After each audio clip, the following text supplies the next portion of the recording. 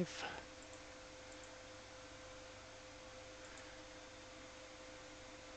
Yep. Right then, what we're doing today. So we'll be doing the tree lord soon. Why is that on my screen? There we go. We'll be doing the tree lord soon, but first we're going to finish all the bases for the Arcworlde models that I've been working on. If I remember where I've put them, there they are.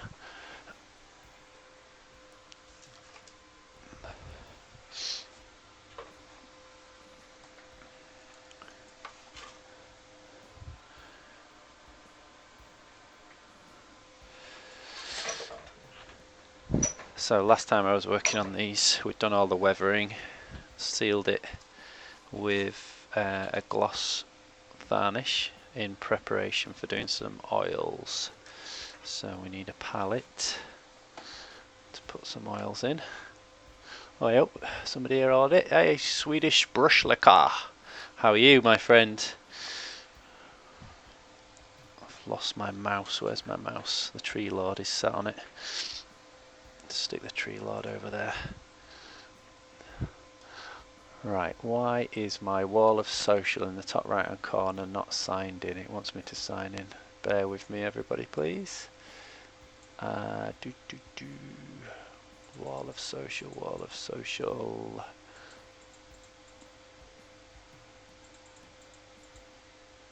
There we go.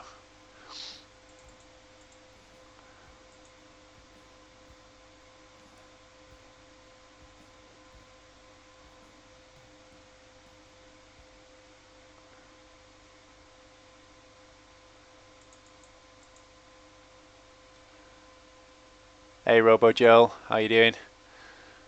Oh, those are the same bases I use for my Malifaux crew. They are nice. Yeah, they are nice. MDP, I think I got them from. Model Display Products. So we're going to finish those. Hey, thanks for the follow, Swedish Brush Liquor. Nice one.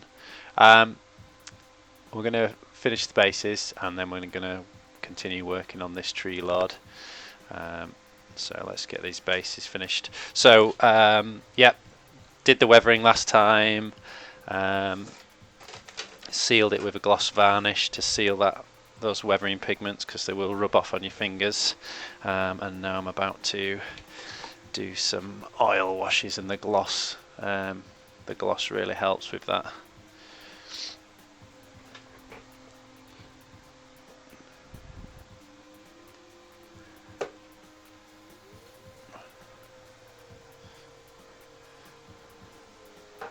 So just going to, hey Sage, thanks for the host. How you doing, my friend? Whitman's here as well. How you doing, Tom? Are you well? Thanks, Sage. Gondau, thanks for the follow. It's all kicking off on Twitch. So for those just joining me, I'm about to do some oil washes on these bases that I were working on the other day. Just getting a bit of turpentine to mix with the oil paints. So don't normally paint with oils, just when it comes to washing. And for those who haven't watched me do oil washes before, the reasoning behind using oil paints for doing washing is that they take much longer to dry. And you may ask, well, what's the benefit of that? Well, that means that we can move them around for much longer. If they go where we didn't want them to go, we can easily remove them, while a traditional Games Workshop wash may does dry very, very rapidly. So you get that in the wrong place and there's no getting it off without having to paint over it again. But this will knacker your brushes, so use old brushes for this.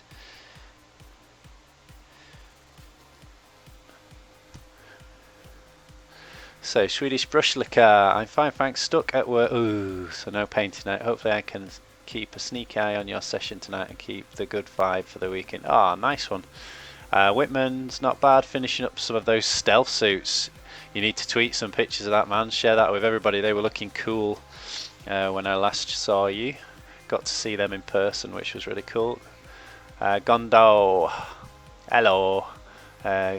Sage, good to see you streaming. Been doing well. Just been laying low since my brother has been in town. I'm guessing, Sage, that that's a good thing, but that does sound also a little bit sinister. It's like, oh no, my brother's in town, I need to lie low and keep out of his way, like he's your enemy or something. I suspect what you mean is you've been having a good time hanging out with your bro.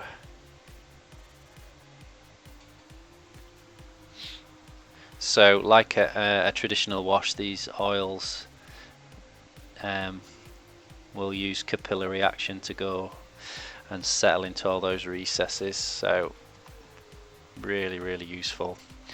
And where they have an advantage over traditional washes is that you can easily remove them if you get them somewhere you don't want. So actually you can be quite liberal with their application, because you don't have to worry if you get it in the wrong place.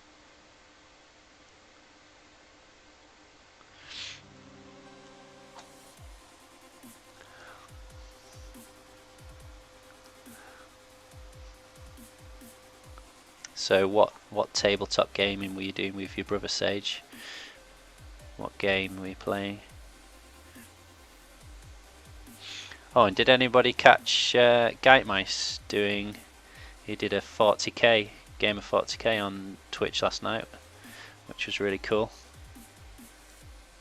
Me and Whitman, Whitman is alive in the chat, are planning on doing a game of Deathwatch Overkill on Twitch when we get around to it. Thanks, Whitman. Right, everybody, keep an eye out on the top right hand corner for some Tau stealth suits that Whitman's been working on.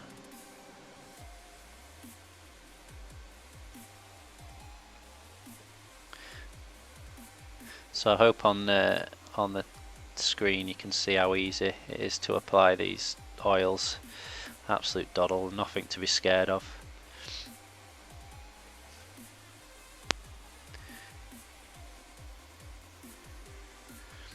So when else would you use these? Well, the thing about miniature painting is we need to really exaggerate contrast. And I know I've said this loads of times on stream, but there's a few new people tonight.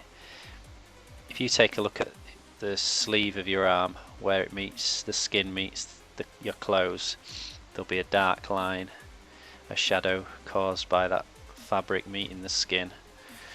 And on miniatures we have to exaggerate that. So wherever two materials meet when you're painting miniatures, there needs to be a dark shadow to not only separate them but to give that illusion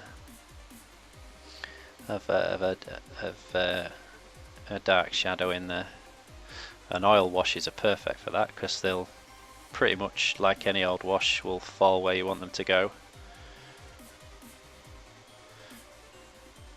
But also you can remove them. So what I do is I tend to leave them overnight to dry and then seal them with a varnish.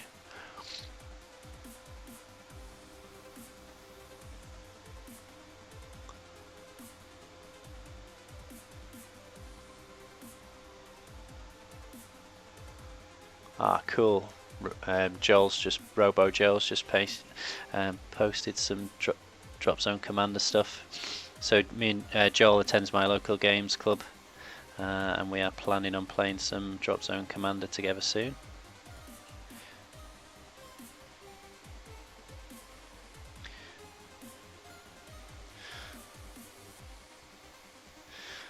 Joel is afflicted or cursed or blessed, depending on how you look at it, with that he won't play a war game unless his models are painted.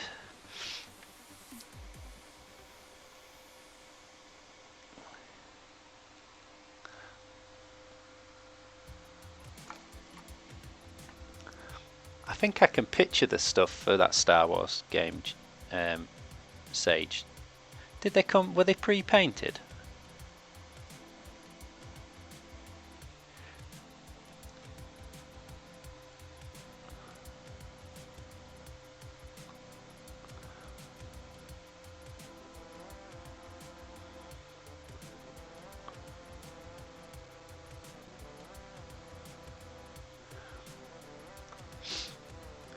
I've heard a few people mention Frostgrave before, Swedish brush liquor.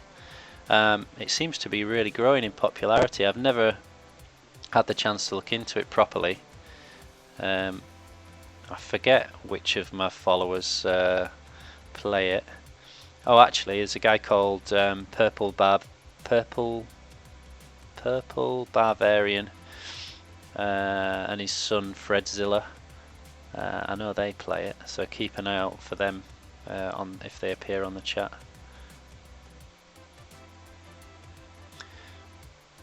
I don't know how long that game's been around, but you hear loads of people mention it now. It's obviously growing rapidly in popularity.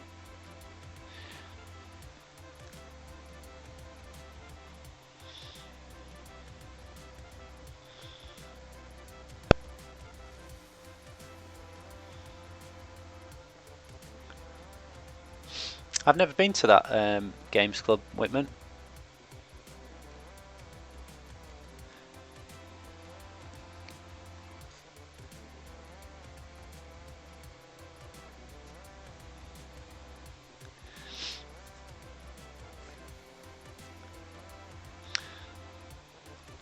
Oh, Tom, don't forget to friend me on the Division. You probably know how to do it, I don't, but you've got, my username is the same as my channel, Boyzie 2000 UK.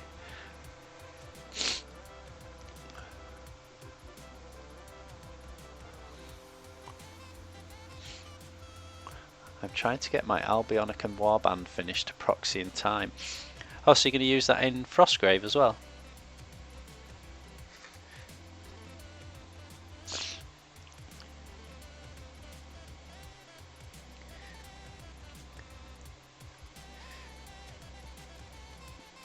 Did you see my finished Albionicans for the Battle for Trowbridge Swedish brush liquor?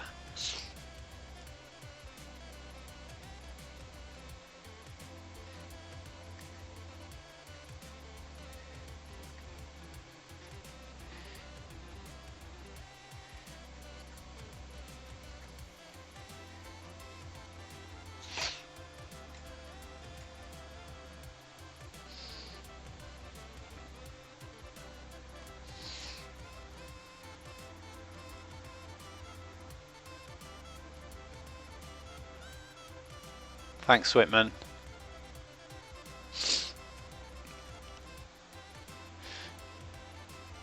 I'll show you them online on the channel in a minute. Swedish brush liquor. I'm quite pleased with them so far.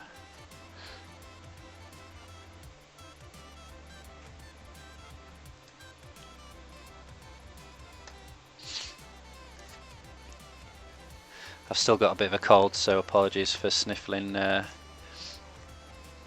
down the microphone.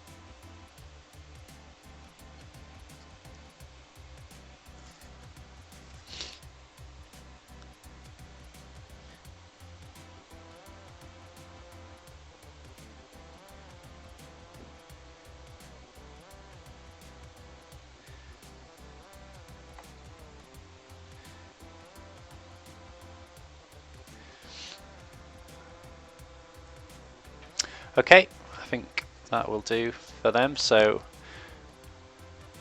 that's given them all a bit of definition between the paving stones. I think what I will do is just get a clean brush and some more of the turpentine. I tend to use white spirit normally, but we've been using it around the house for some DIY, and it's not in my office anymore, so I don't actually... Oh crap, I just spilt turpentine all over the table. That's going to stink. I was just about to say I don't like using turpentine because it stinks. Far worse than white spirits, and I've just spilt loads all over the table. I'm going to have to open a window now.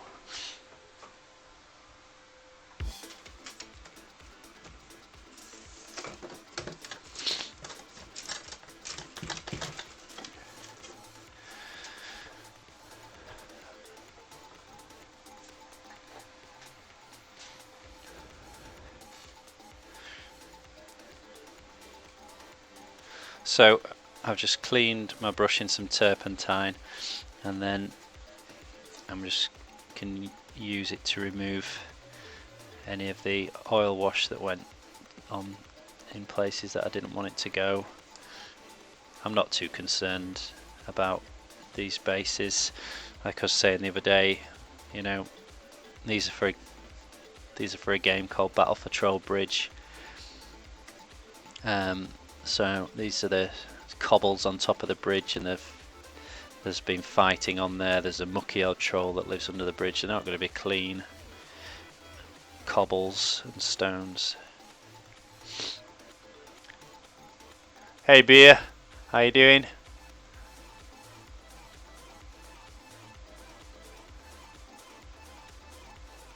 Okay Whitman, I'll send me an invite and then I'll know that's you then. Sweetie, got me. Oh, nice one, well done. Vanguard pledge. You were one of the lucky ones. Yeah, stinky turpentine. So if I start talking gibberish, it might be because the fumes have gone to my head. Although I think I tend to talk gibberish a lot.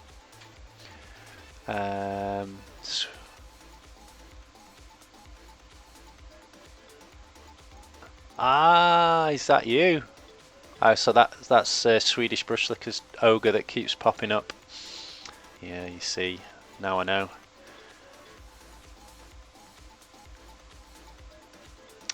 Ah, have a nice time, Whitman. Thanks for popping in. Have a nice taking the missus out for dinner. Have a nice meal. B has finished his tiger. I can see your models on the screen now, Joel. Nice one. Hey up Ace, how you doing?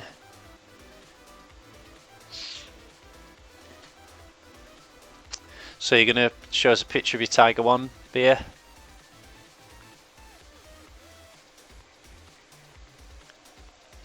Show us your tiger. Alright, I think those bases are pretty much done for now. We'll have to wait for the oil paint to dry. And then I'll put a matte varnish over the top of them to seal it. Because one of the benefits of the oils is they take a long time to dry, so you can move them around, but I guess one of the negatives is they take a long time to dry.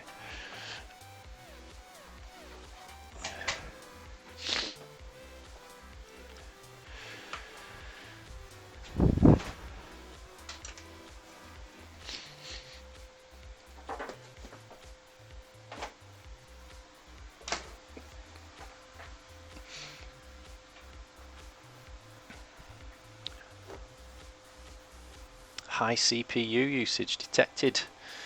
Oh, that's not good. What can I turn off? Don't need that.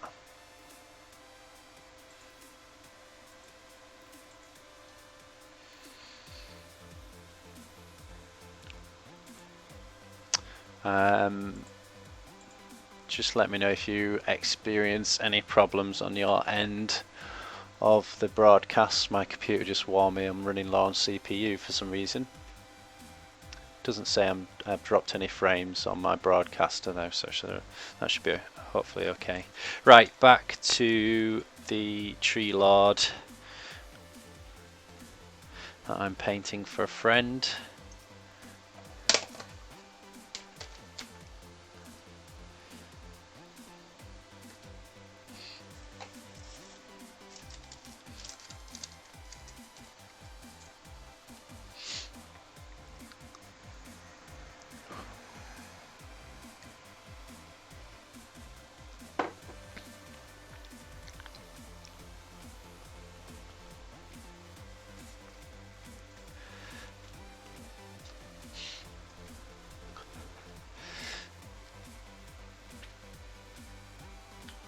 So my friend wanted it pretty much like the box art, so I'm going to be aiming for something a bit like that.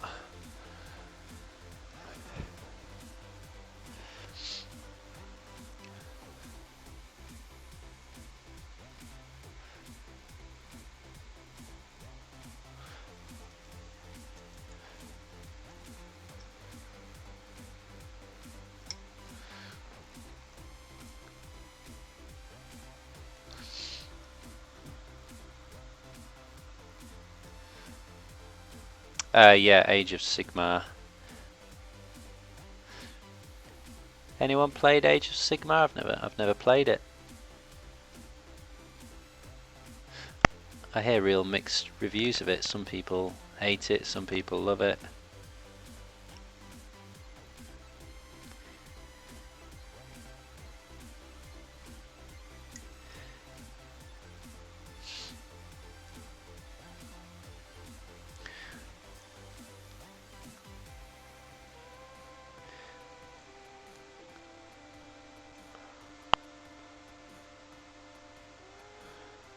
Oh yeah, can see that beer. Very cool. What scale is that?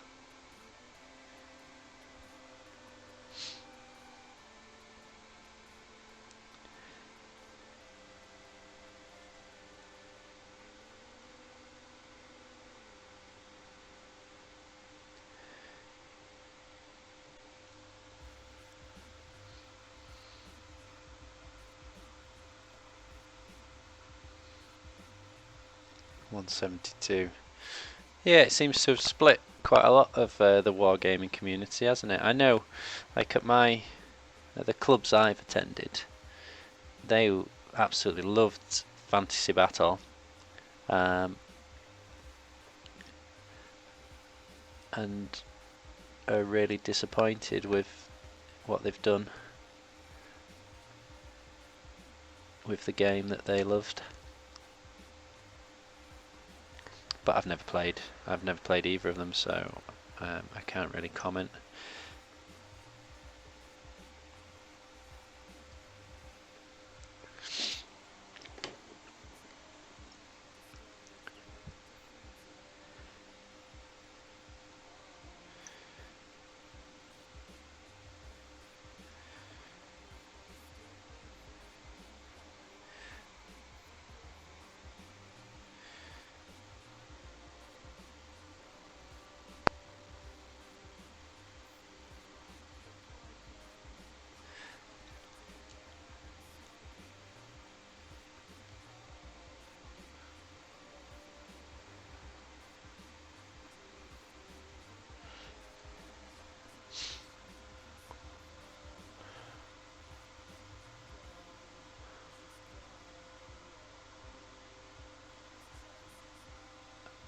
What are you making that from, beer? Some green stuff or something like that? Milliput, perhaps?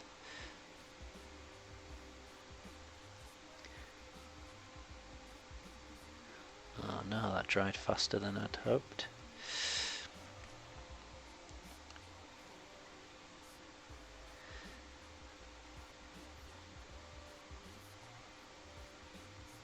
So I need to ask the guy I'm painting this for if I can borrow it. I've been asked to do some demos at my local games workshop, and they want me to loan them some miniatures from some Games Workshop miniatures to put in the cabinet. But I haven't actually got that many Games Workshop models to put on display.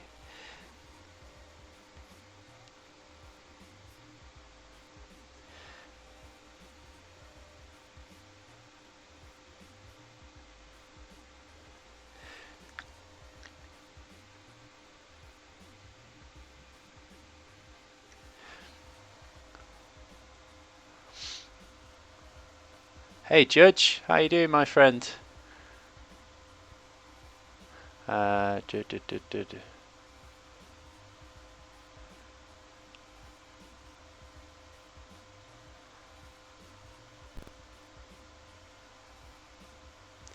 Swedish brush liquor. What is the money thing that keeps rolling on top of the screen?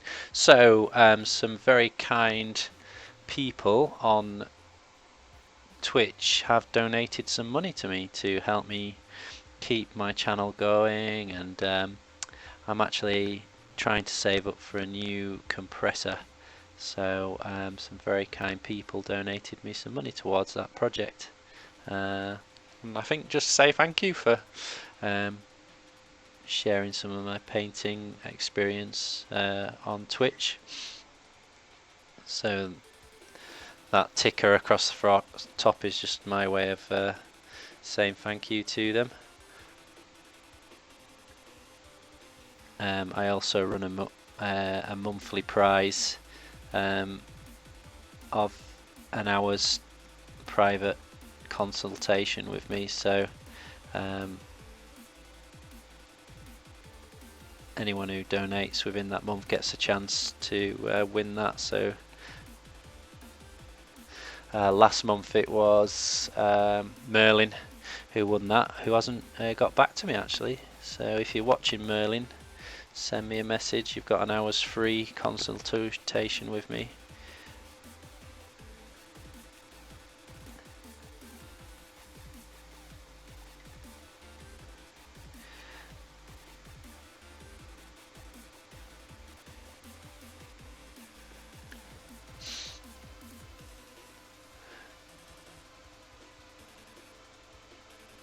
A tissue dipped in PVA water mix. Ah, I've never tried that. It was a guy called Mitch 102, which is going to sound like a fix, but it wasn't. There was loads of witnesses online to when I did the random draw, but he's actually somebody I know. He's been for a lesson here. So it was kind of nice that somebody I knew won it.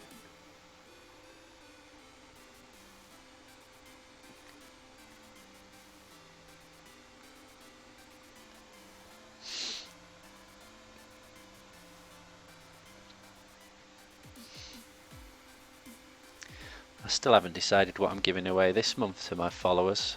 I haven't had the chance to think about it. I need to get my thinking cap on and think of something.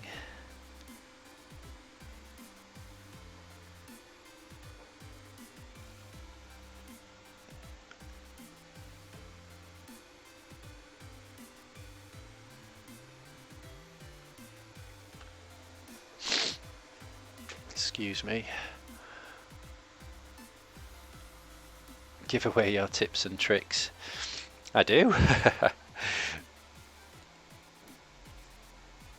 least I try, and try to explain as much as I can.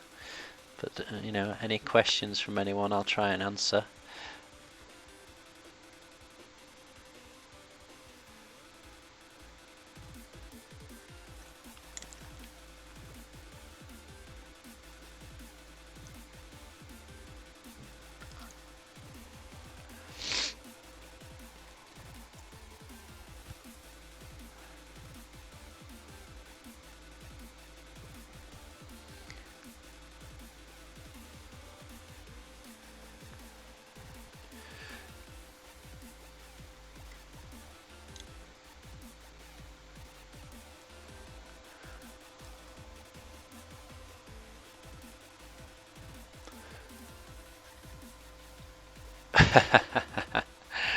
Give away my left ear. Well, that might be okay. I keep my brush over my right ear, so I might be able to do that. I've got images of you now being like Dolph Lundgren out of it was at Universal Soldier. He had a big necklace of ears, didn't he?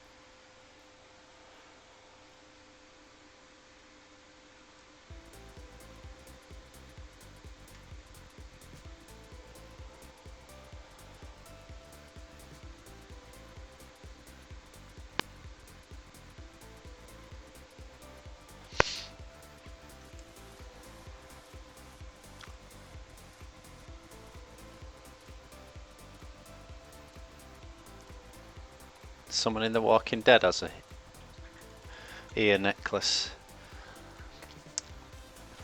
I don't remember that, although I haven't seen the second half of this new series yet, so... Daryl. Wasn't it... Oh, was it Daryl's brother for a while? Right, in the first series. Can't remember.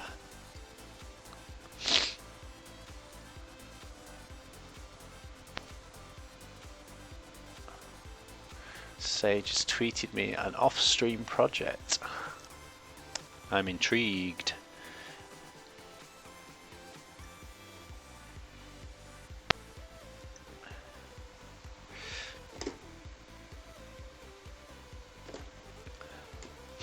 Oh, excuse me. I do apologise for my sniffly nose. In fact, I'm going to turn the mic off and blow it.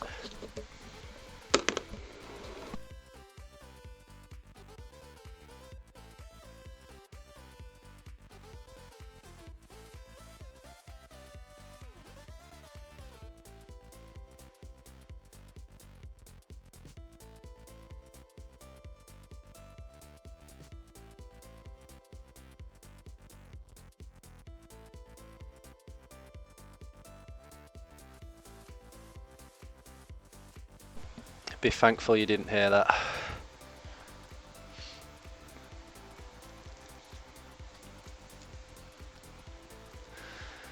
Right then.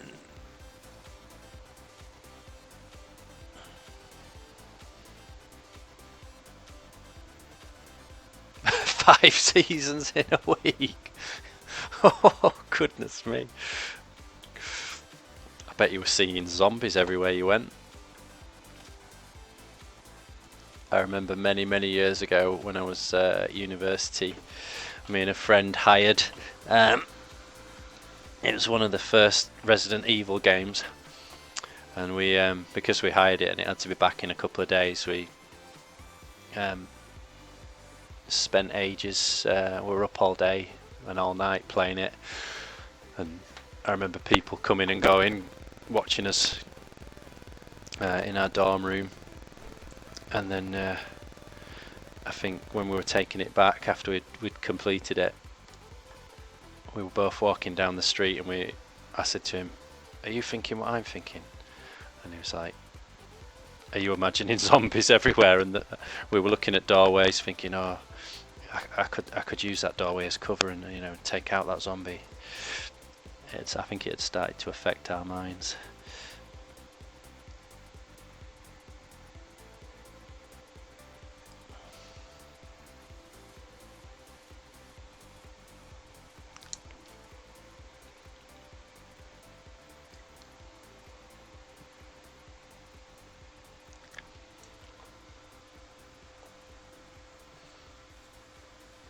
Broke a rib coughing? Shit.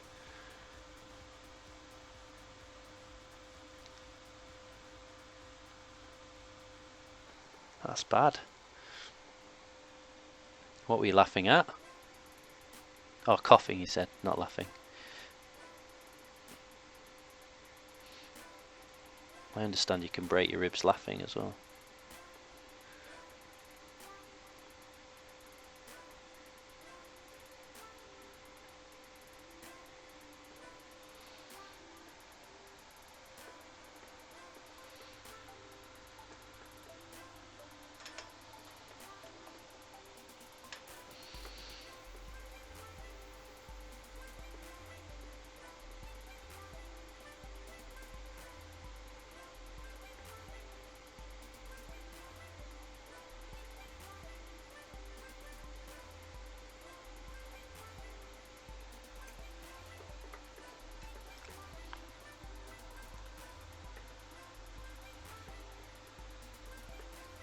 Yeah, coding's pretty awesome.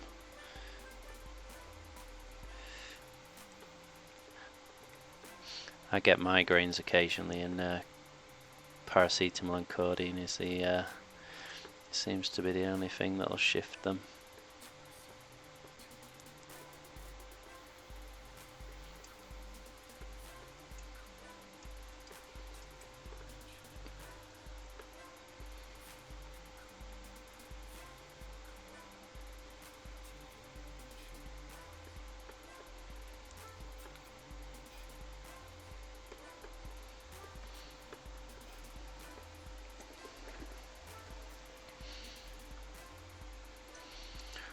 Whoa, that turpentine stinks from earlier.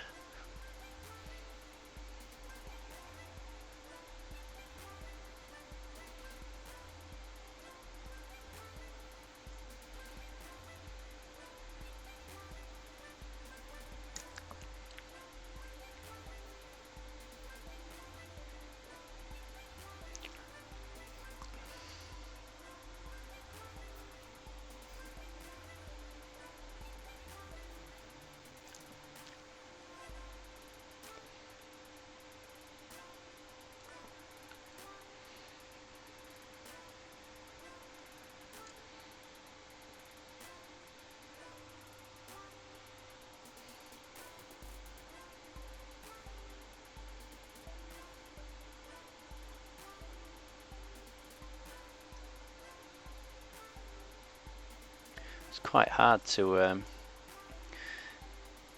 don't think I've painted anything this big and awkward before. It's well, certainly for a while anyway.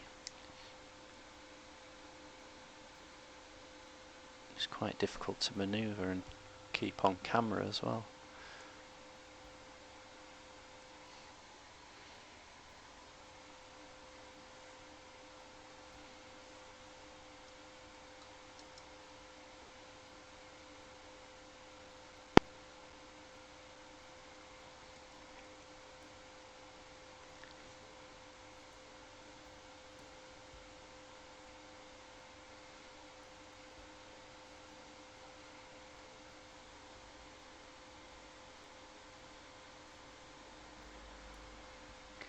I should have probably painted this in pieces, but I wanted it to be, because it's a commission, I wanted to try and do it as quick as possible, because obviously the less time it takes me, the better the hourly rate, I suppose, because I've already quoted him how much it'll cost for me to paint it.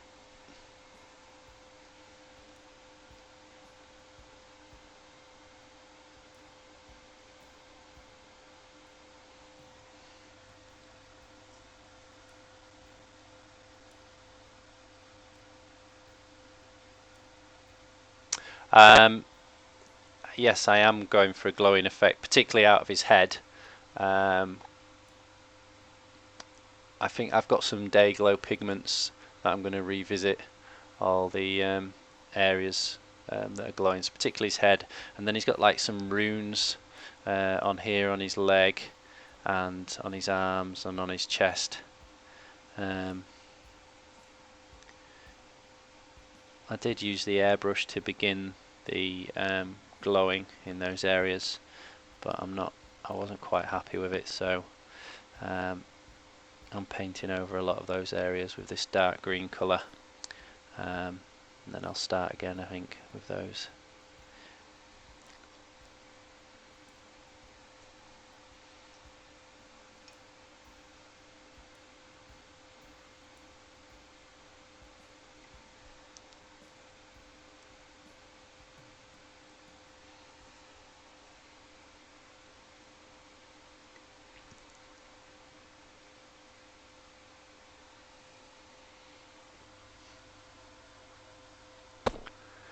Glowing pigments, yeah.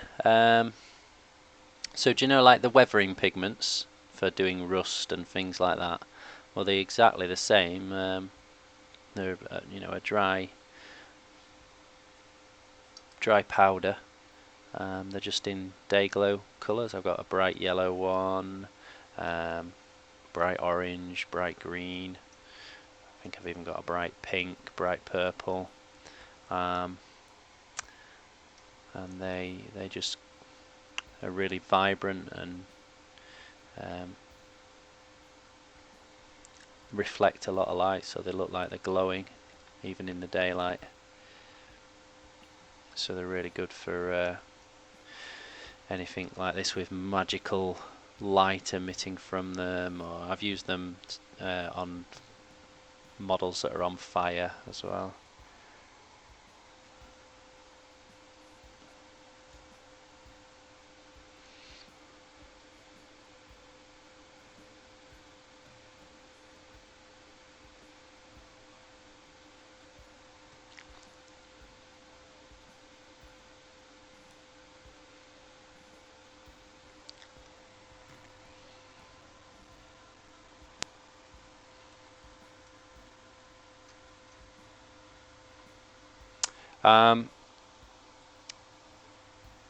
It was a German company. It took me a while to track them down. I mean, I've had them maybe 5 years now, so they may be a bit easier to get hold of, but I've never bothered looking because I bought them in such high quantities. I think it's something like Kramer, Kremar pigments, something like that. Off the top of my head, I think it's something like that. But I bet you can get them anywhere in the world now. They were a bit. I think it was someone on Massive Voodoo I first saw use them to great effect. But that was a few years ago, and got myself some.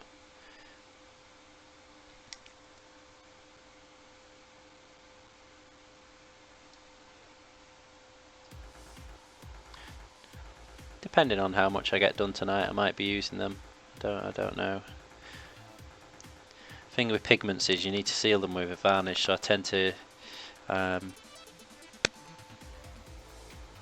leave them till last.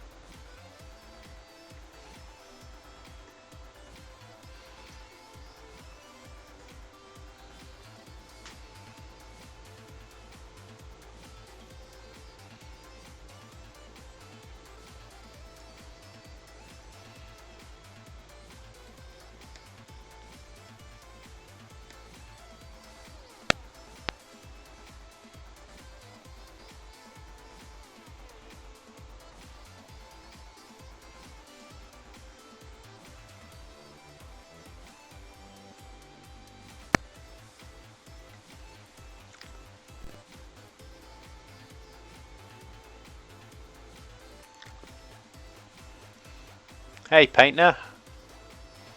Ah, well done, Swedish brush liquor. Yep, Crema Pigmente. So that's where I got them from.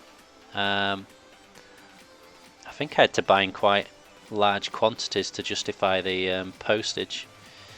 But maybe, like I said, maybe things have changed since I bought them.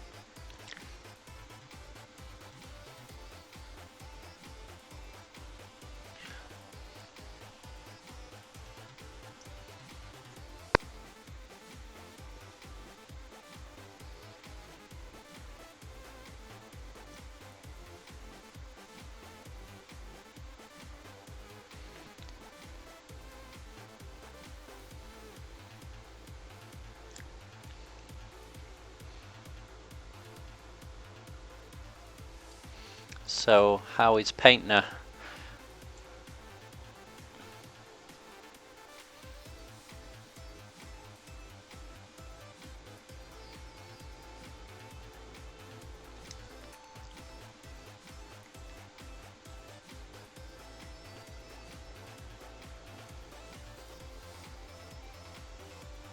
Whoops.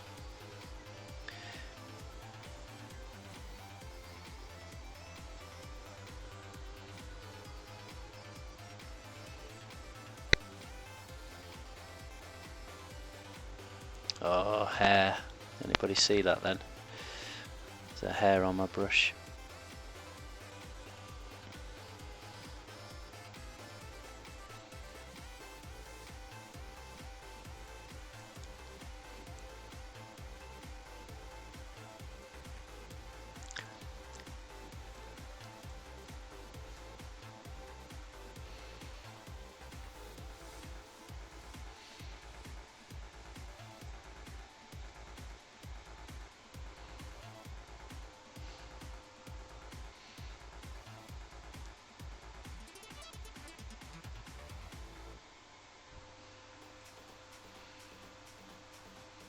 Oh wow, how'd you get on, painter?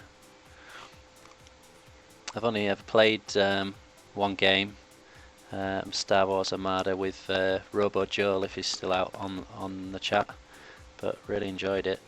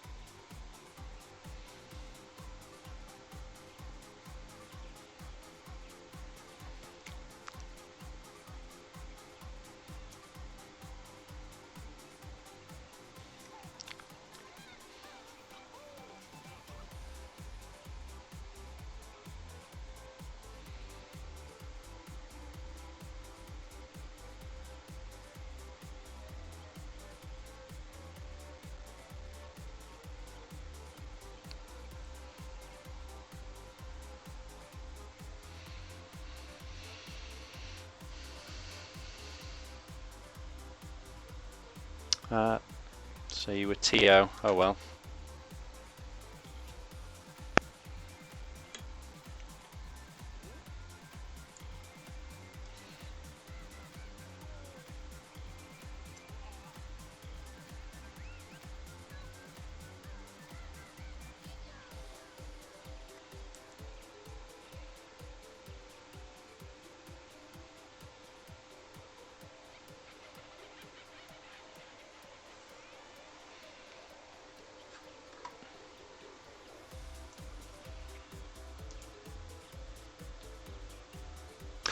Crush the rebel scum.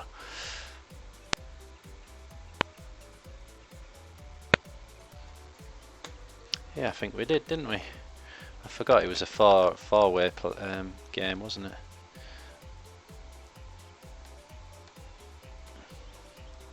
I'm looking forward to Drop Fleet Commander coming,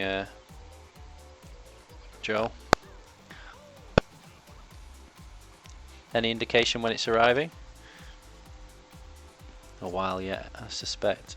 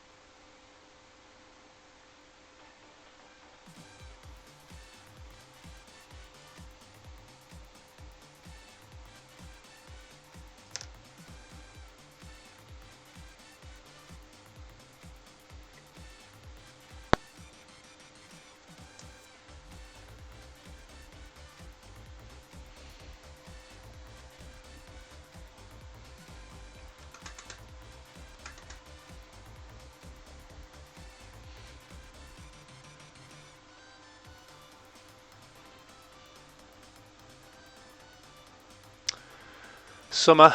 Oh, okay. Dreadnought Alpha. Light warships in space. I'll have to have a look at that.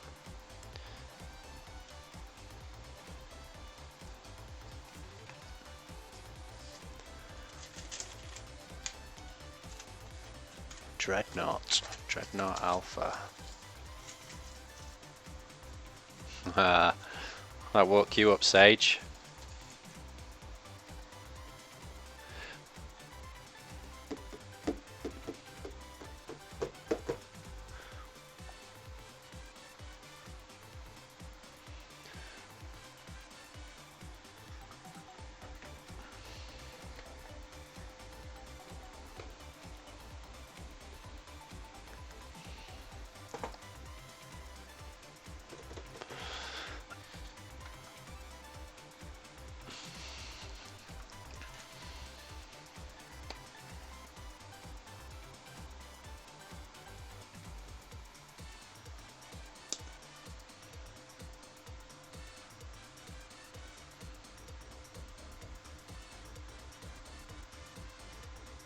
Oh, I get you. Sorry, it's called Dreadnought and it's in alpha testing.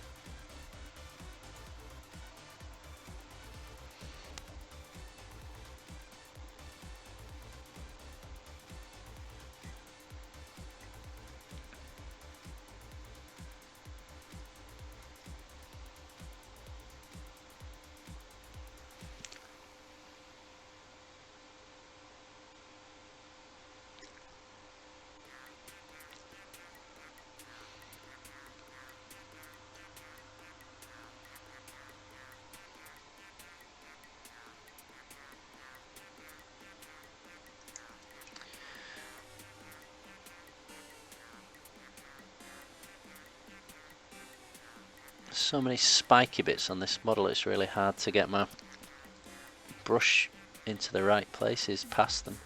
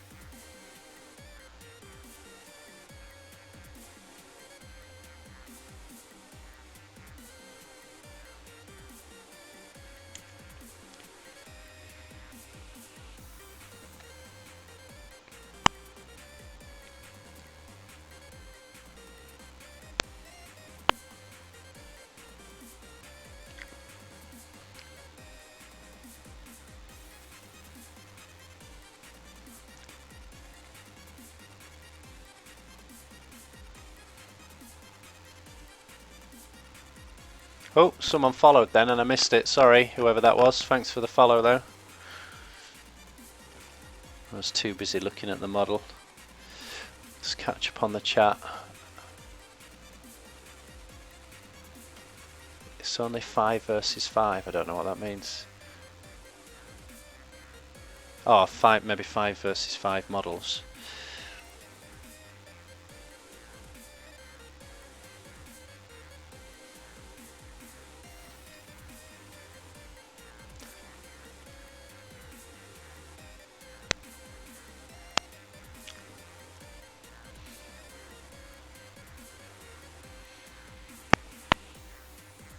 Sorry to whoever that was that kindly gave me a follow. I missed, I only just caught the last split second of it on the screen.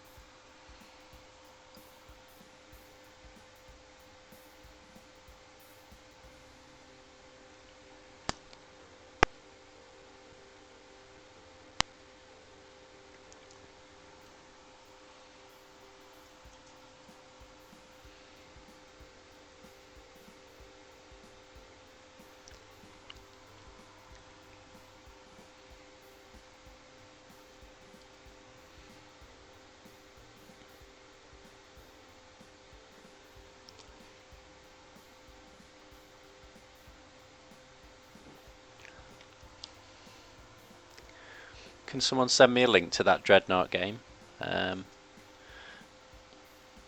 Just saves me having to type it while I'm painting, and then I can just quickly click on it. If someone in the chat kindly do that. It might have to be maybe use Painter. If you, oh no, Sage. I think you're a regular and you're aware of that game.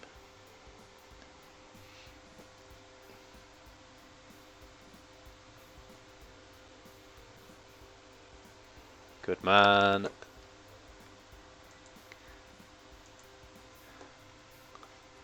Fast work, Painter.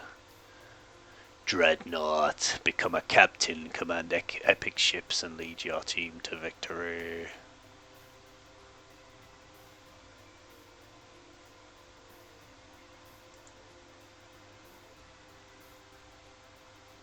Oh, those ships look nice.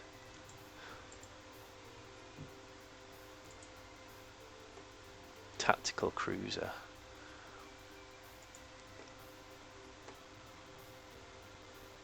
That looks cool.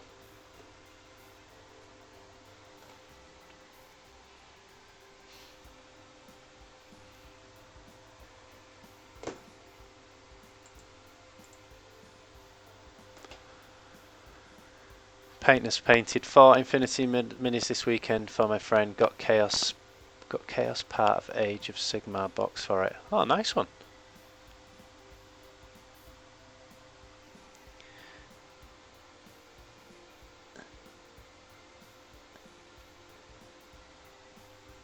Oh, don't even tempt me, painter. You know I haven't got any time.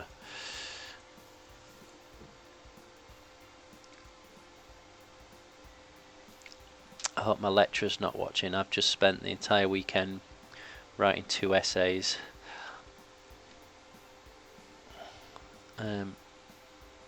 So fingers crossed I get a good mark for them, but I've left it until the last minute to do them.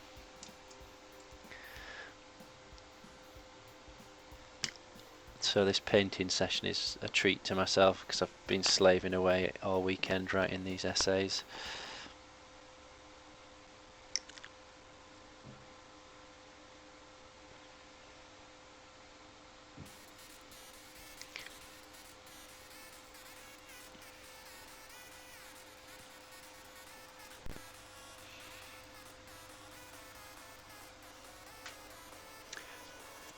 I'm playing it on PC, the Division, Swedish.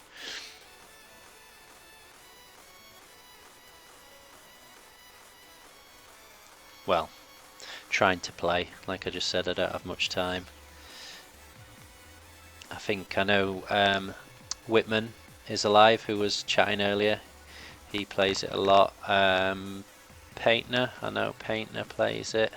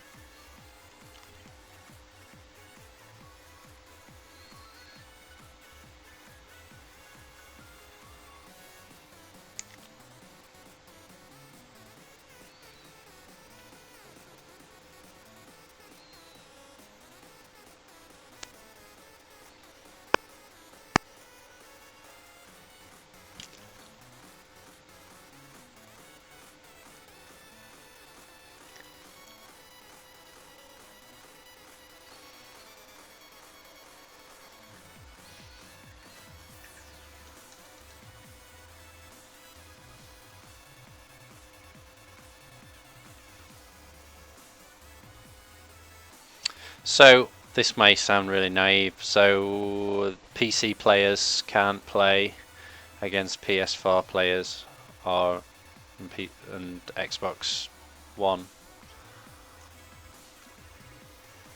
That's a shame, isn't it?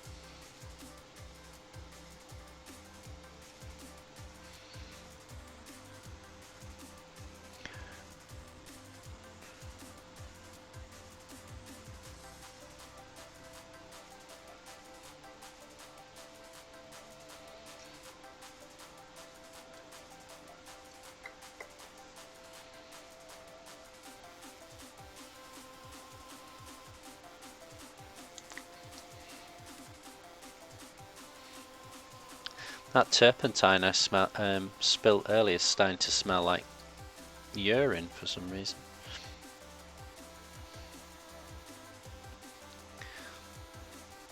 It's not pleasant.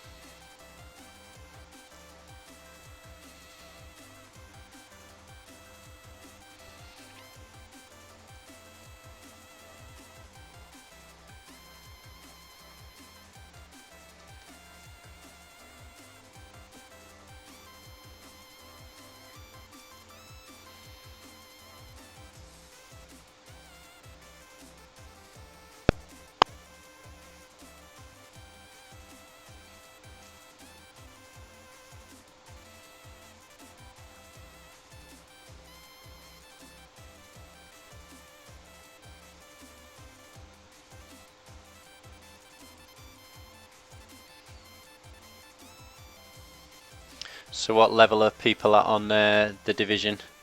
I'm embarrassed to say I'm still on level 5. I guess that reflects how much opportunity I've had to play it. Really enjoyed what I have played. I took the plunge and did some matchmaking on there. I got off the helicopter and there was a desk and it asked me if I wanted to do some matchmaking, so I ended up playing with these 2 German guys. Didn't understand a word they were saying, but I had fun nonetheless, following them around, shooting stuff. So I'd definitely do that again, and be better if I could understand what people are saying next time. Or maybe not. You are shit.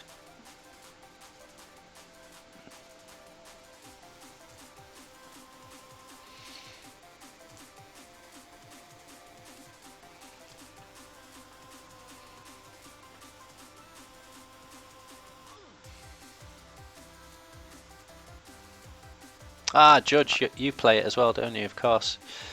Level 18.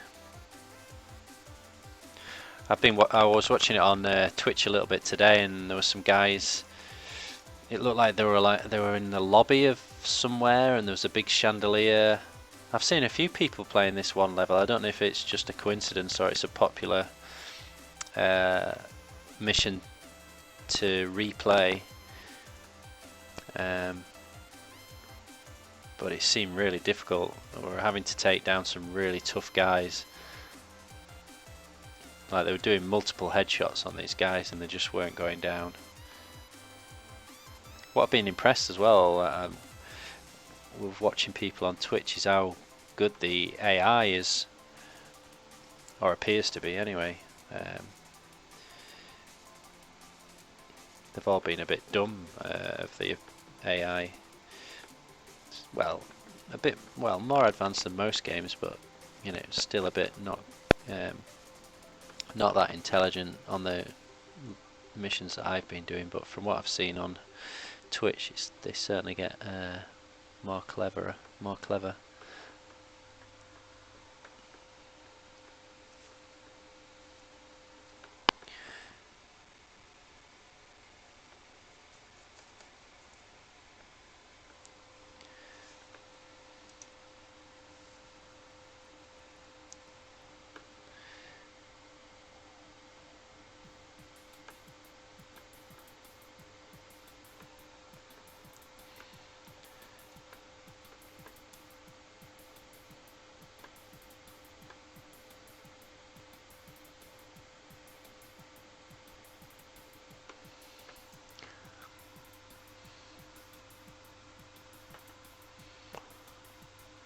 That blue's certainly starting to come alive.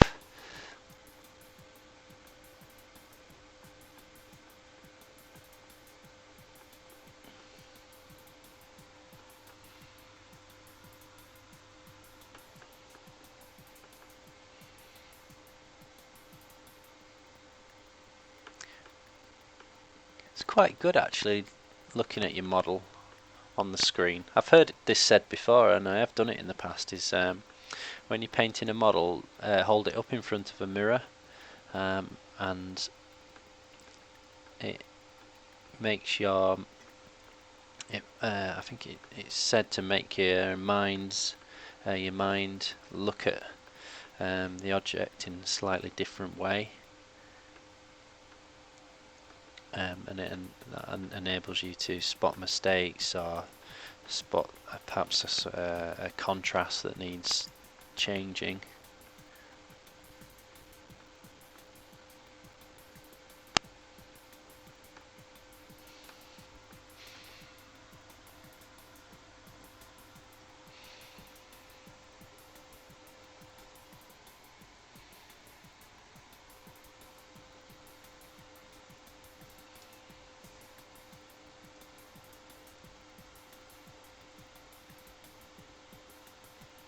Have you taken the plunge onto broadcasting yet, Judge Gudge?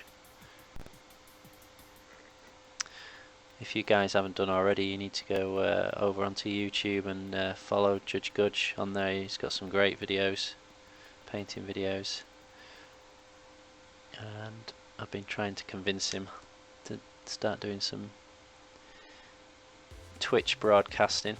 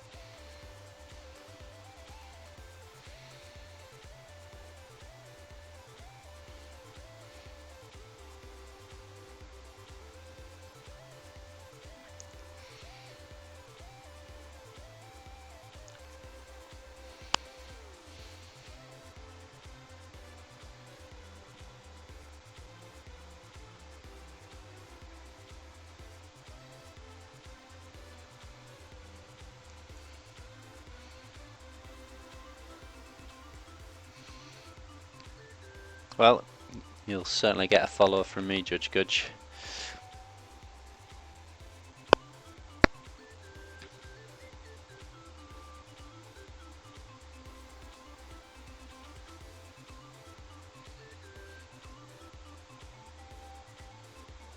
I think I sent you a reply, Judge Gudge, about some dates.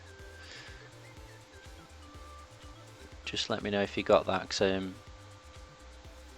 I've recently gone back onto my old phone while I get my new one repaired, and it has been a bit temperamental, and I thought I'd sent you that email, and then when I returned into the email app on my phone, it hadn't sent, and it was just what do you call it when you have the timer just constantly spinning around trying to send it. So I sent it again. So if hopefully you've got one, maybe you've got two, or maybe you haven't got any at all. So just let me know.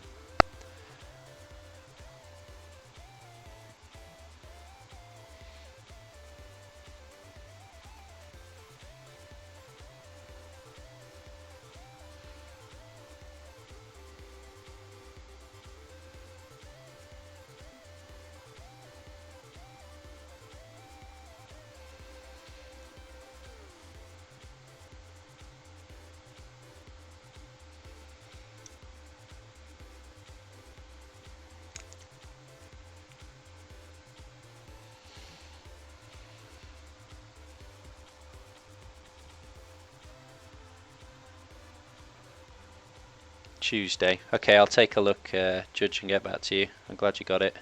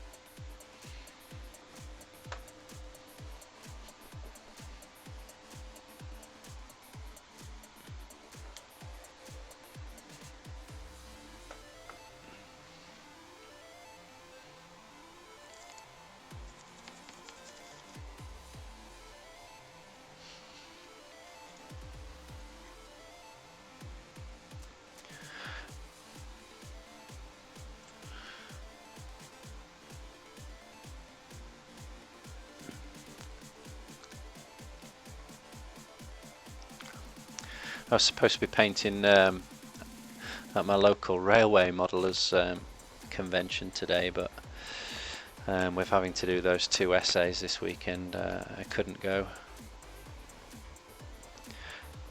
I would suggest if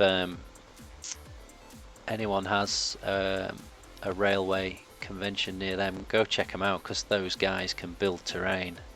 That's why I started going.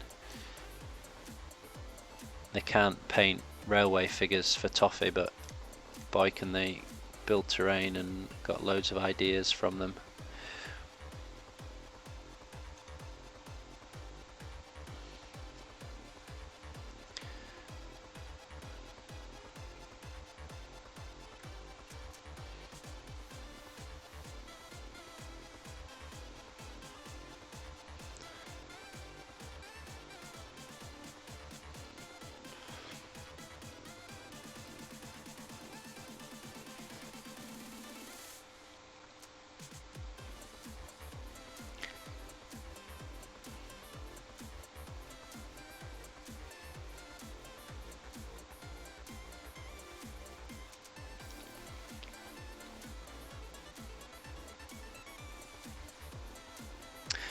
What I'm doing here is just adding a little bit of red, dark red, into the shadows of this blue.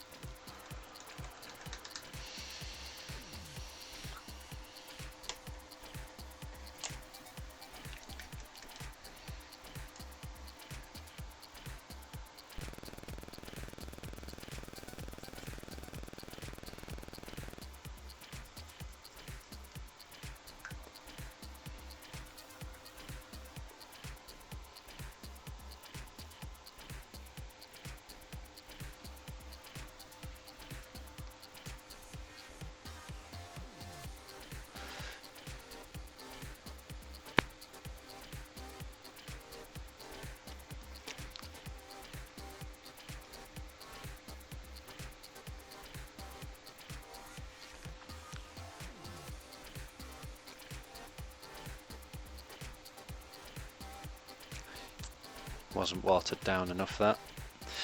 So when you're trying to blend and feather the paint, if you find that you're rubbing it off and removing paint, it means it's probably drying too fast and or your paint's too thick, and in that case I hadn't watered it down enough, so it was starting to dry, and the action of feathering it was removing it. Wow, that's much better. So it takes longer with watered down paint, but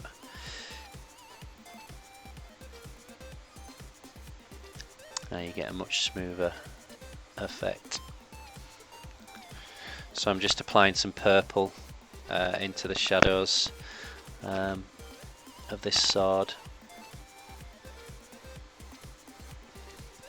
Purple is a nice complementary colour to yellow.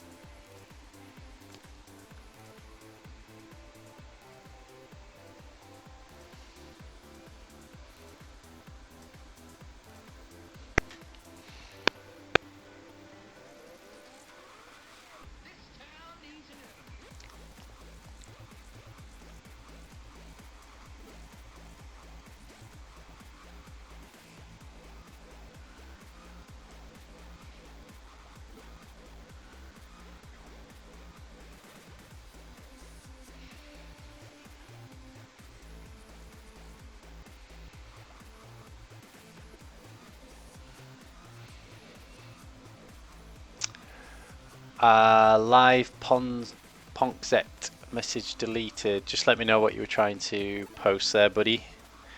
If it was a link, they are banned until you become a regular.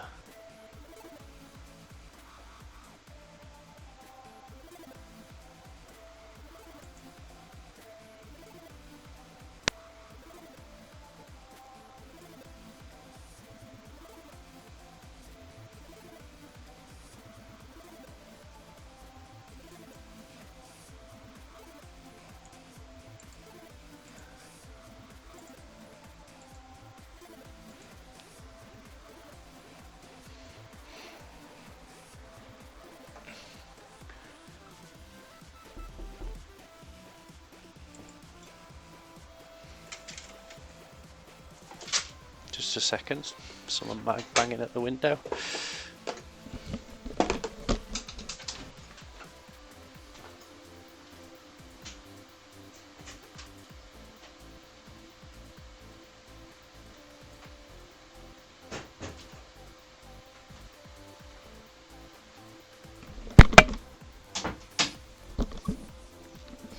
That was weird. Someone was banging at the window, but there's nobody there. Live Pontzet has sent me a picture of two cats, which is a bit random.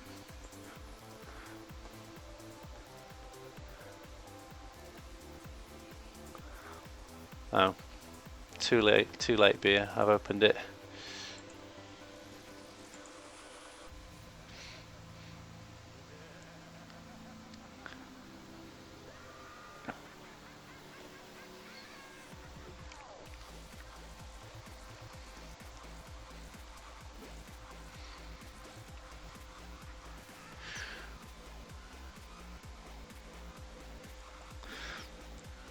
Could have been worse, I suppose.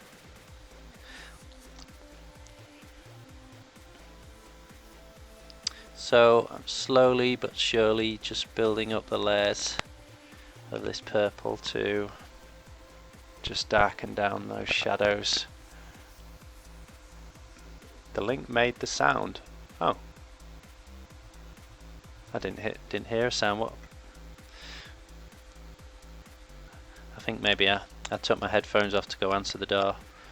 I hope it wasn't anything offensive.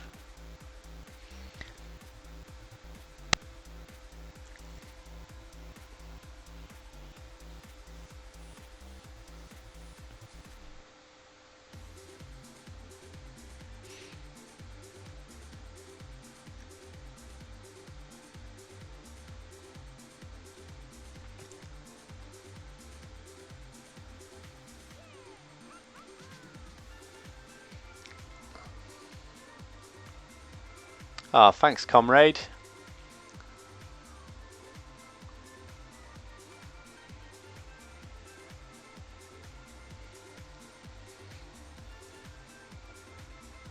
Oh, the link made the knocking sound.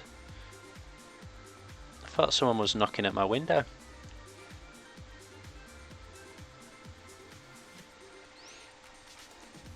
That spooked me out.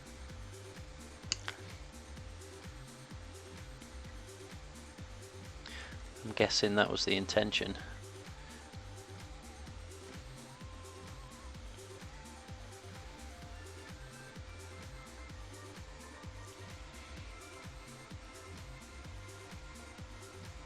Oh, thanks, comrade. It's getting there, I think.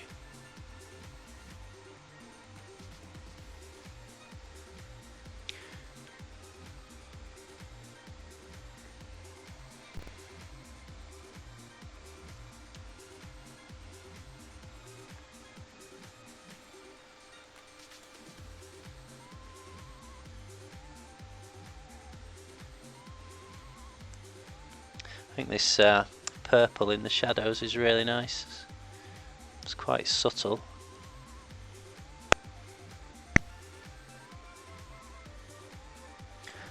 I guess if you were to ask someone what colour did they think were in the shadows, they probably might not be able to pick out purple, but I think it is making a nice difference.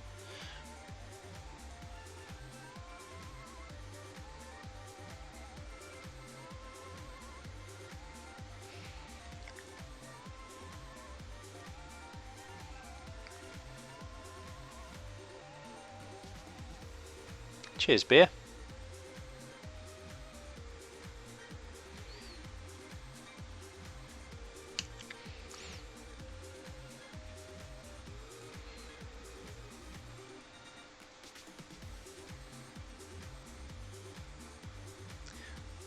It's funny how things turn out. I was kind of just making it up as I go along, because it's actually nothing. The swords I'm doing is nothing like the one on the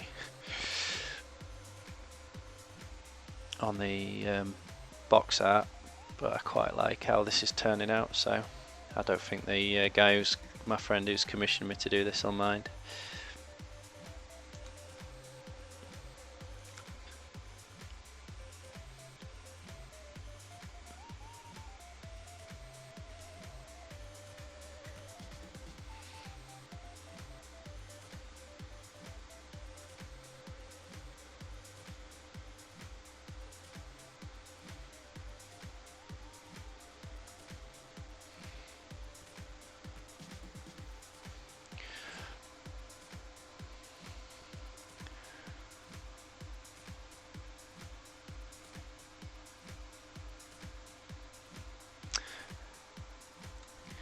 Yeah, I have got a half-finished. I'll show you a half-finished Viking. A guy.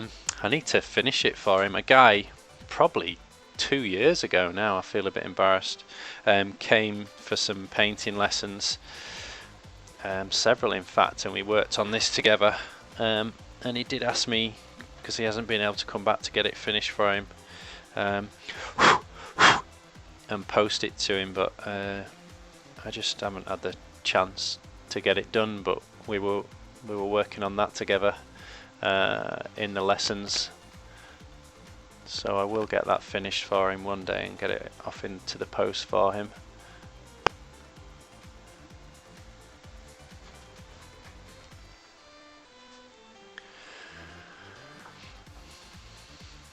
But I think that's the only historical model I've ever done.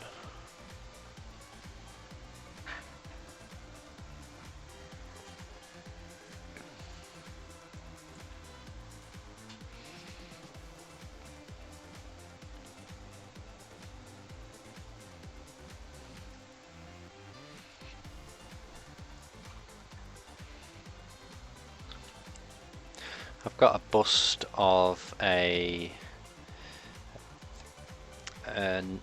Native American somewhere that I need to paint up eventually.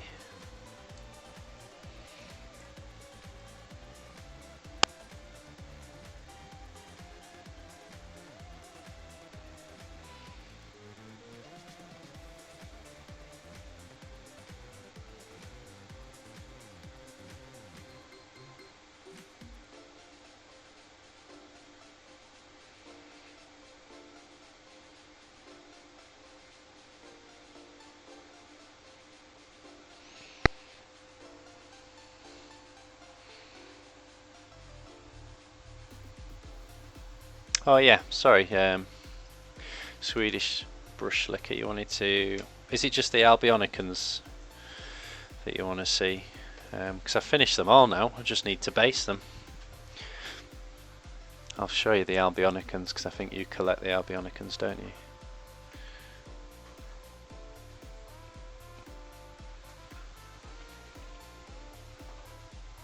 I want it all! You never know, beer. You're in the right place. There's so many people on Twitch painting now. So this is the captain from Battle Patrol Bridge. Quite pleased with how he's turned out. I really like the mud on the back of his cloak.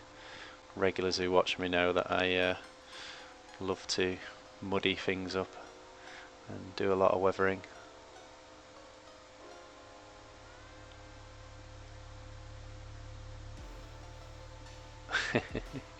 So that's him. Here's one of the crossbowmen. So as you can see, I just need to base them now.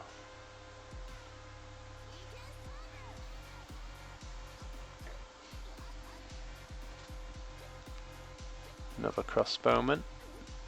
Don't know if you can see, he's got I painted, and he's got an Ace of Spades card, playing card sticking out of his helmet.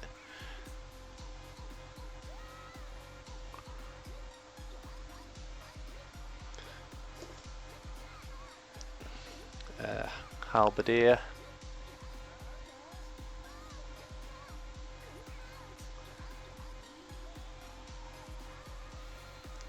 So that's the Albionicans finished, apart from their bases.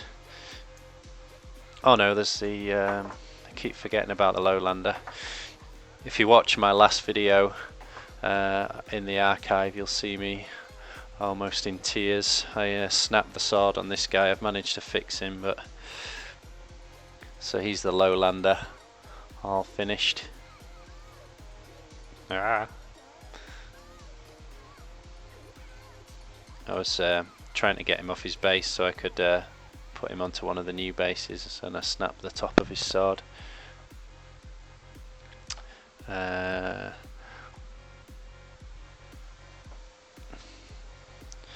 is for the benefit of Swedish. I don't know if anyone else is interested. That's all grog. the troll who lives under the bridge, so that's what the expansion's named after, old Grog the troll.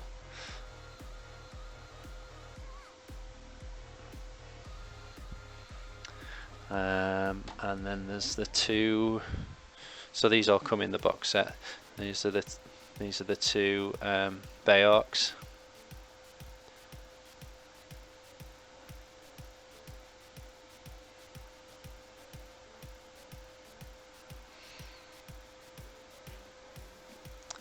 This guy's called Mad-Eye Muldoon.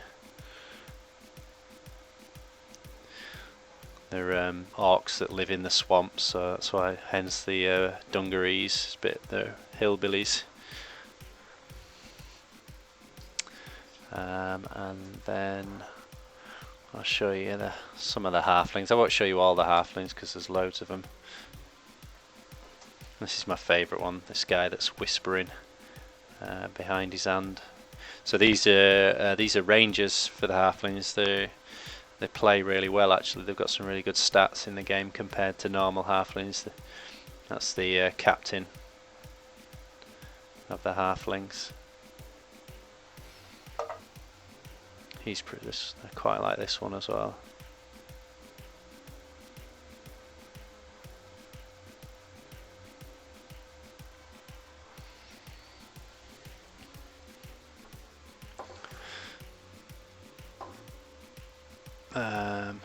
And then finally, that's the little boglins. This one playing the fiddle. And there's this one carrying a big bottle of moonshine. And then this one with a patch on his eye. I think he's pretending to be Mad-Eye Muldoon, I'm not sure. So there you go. Oh, see you, beer.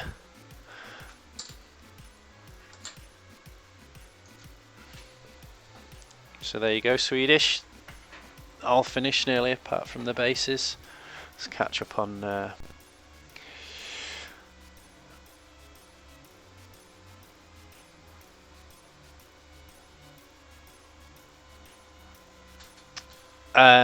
the ace. Yeah, I guess it is a tribute. You'd have to ask Alex, the sculptor, why he put a playing card in his helmet, but I presumed it was maybe a nod to the magic mechanic in the game. Yeah, I really enjoyed painting the damage on the Lowlander. He looks a bit like an orangutan. Well, good night, beer. Yeah, codeine does that to you. It makes you nod off, doesn't it? Hope you start feeling better. Thanks for hanging out. Yeah, I really enjoyed painting the shields on the halflings. As you probably can tell, the weathering is one of my favourite parts of the hobby. No worries, Swedish. I enjoy showing them off. They were fun to paint. Right, back to this monstrosity. What shall I do next?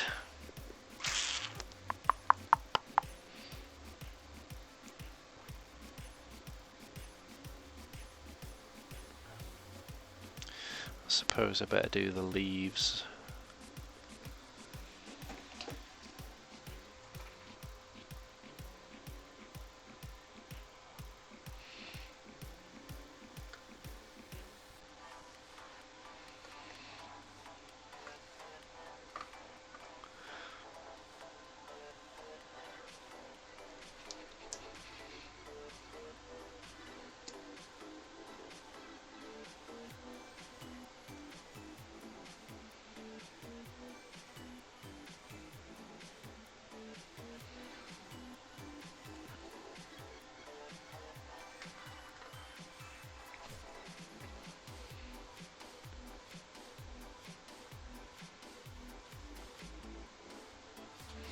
So on the box art, all the leaves are quite pale.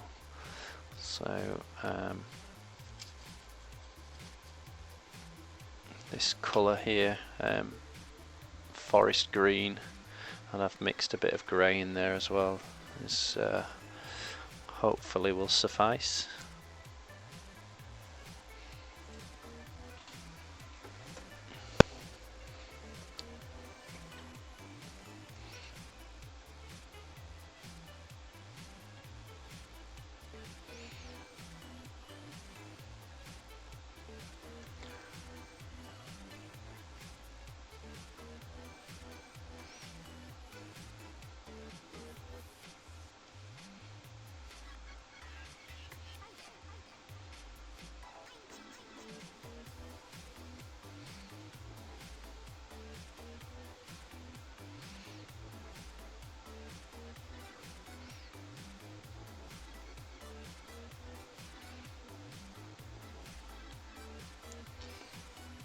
So is anybody else painting anything right now that they haven't shown or told me about? Robo Joel, are you still there? Are you... I can't remember what you said. Are you painting right now, did you say? Working on your drop zone commander stuff. Oh, Robo Joel, have you been watching? There's a painter on here called Hysteria Yard. He's been painting loads of Blood Rage. I know you play Blood Rage. He's a fabulous painter, is Hysteria Yard.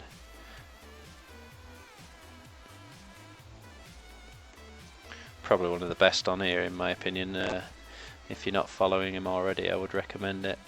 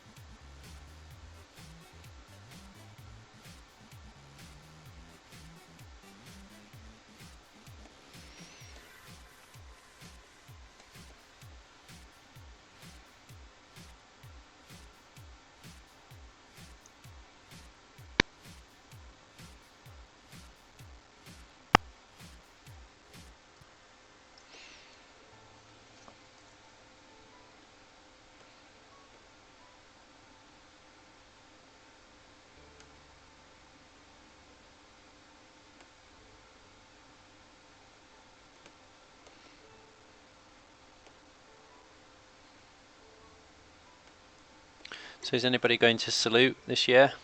I'm going to be there, helping demo Arcworlde.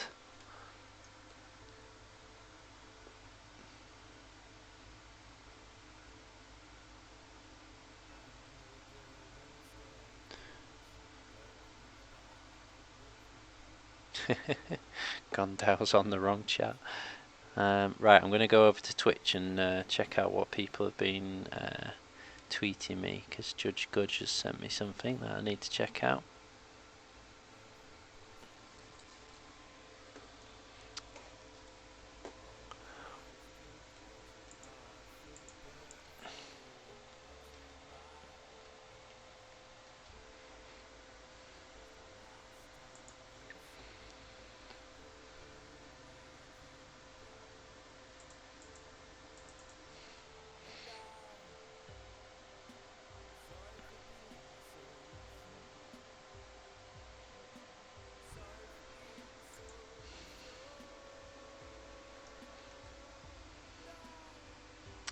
Right.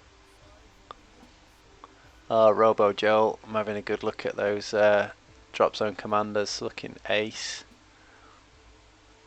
Nice bit of airbrushing there, some really cool highlights. Oh, Shane Beer's gone. That, I'm having a good look at his Tiger tank he sent me. Very cool. Great effect on the camo. Sage Grouse is working on a old school Nurgle. That's quite an old model, that, isn't it? But a classic. the armour's suitably disgusting and rotten on that. Good Lord, Judge. There's some very nice blending going on there. If you guys haven't seen it already, head over to Twitter and do a search for the hashtag Boyzie2000UK. Judge Gudge has posted a very cool Chaos Space Marine with some very good blending. Let me see, actually don't bother, I will put it on the screen. Bear with me.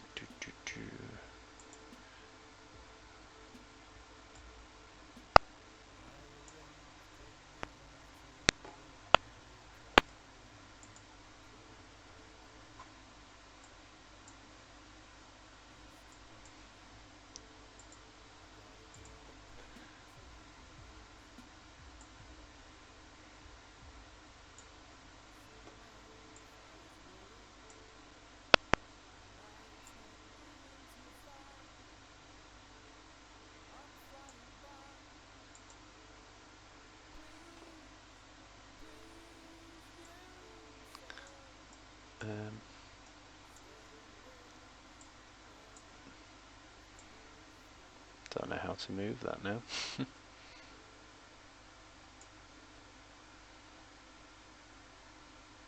it that one? Yeah. There we go. Just pop that over in the corner for now. Everybody can enjoy that.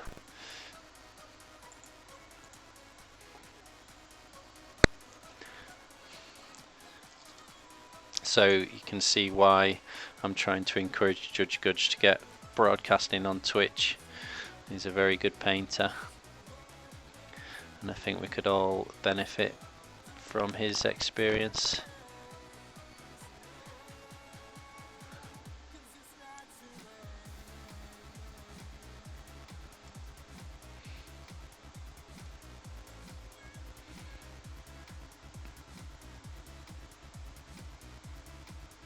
It doesn't, I'm afraid, Swedish.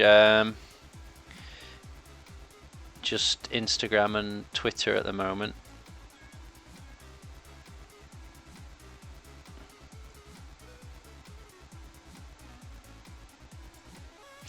When I have some spare time, I'm going to take a better look at how you guys can submit pictures to me. Painter kindly sent me some details of a different way of doing it, so I just need to spend some time reading through that and absorbing it.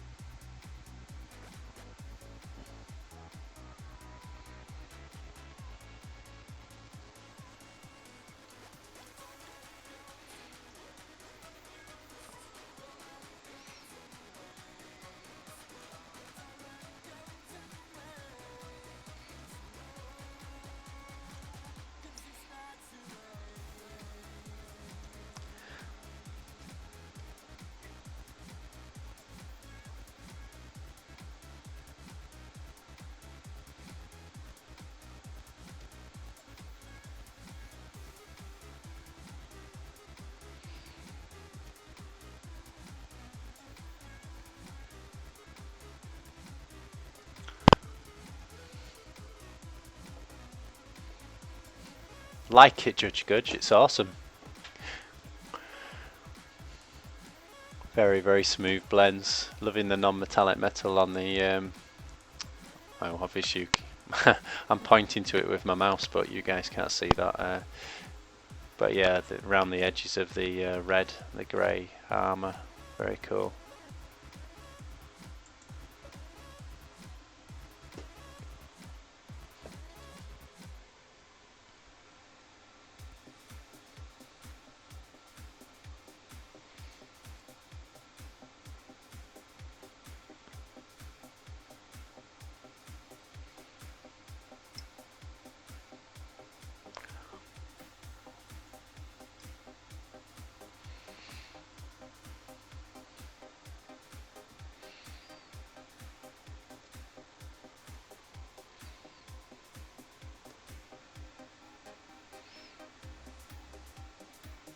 So, I know Judge Gudge has, but has anyone else listening entered Golden Demon before.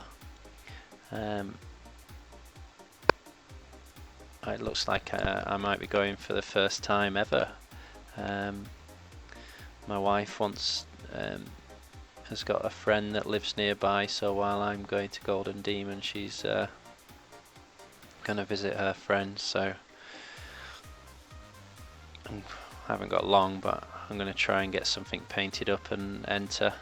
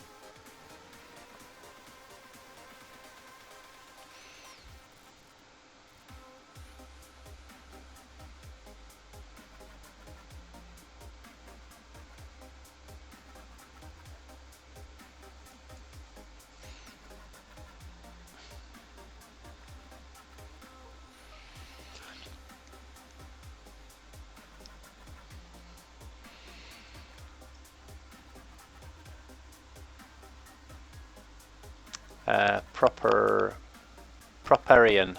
Did you make the sculpture yourself? This? No. I wish. No, this is a Games Workshop model for the game Age of Sigmar. He's called the Tree Lord.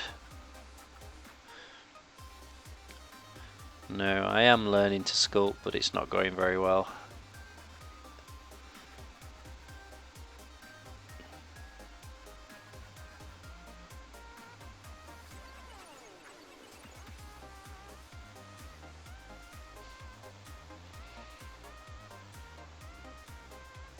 I wouldn't even know where to begin to sculpt something like this. It's very intricate. Too intricate in some respects. There's quite a lot going on this model.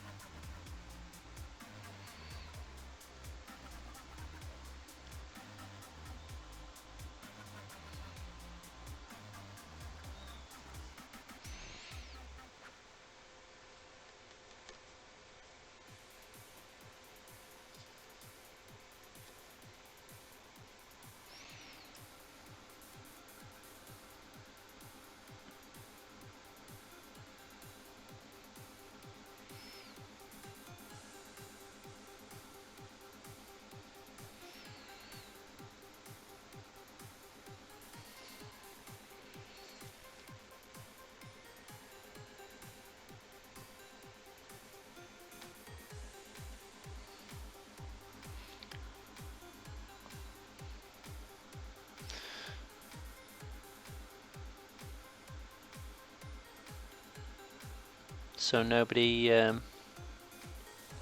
been to Golden Demon then, by the looks of it. Just wondered what it was like. So I've never been. Well, I went to Games Day, I think Games Day 1992 or something like that. It was a long time ago.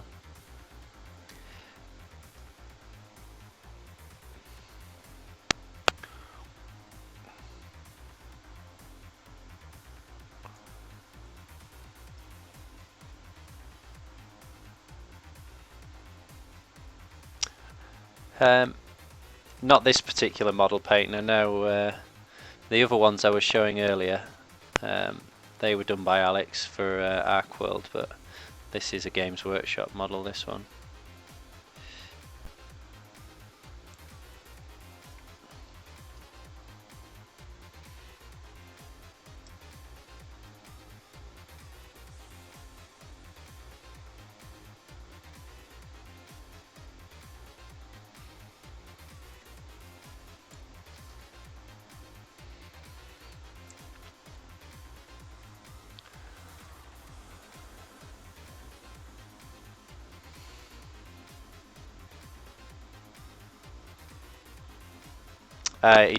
He did.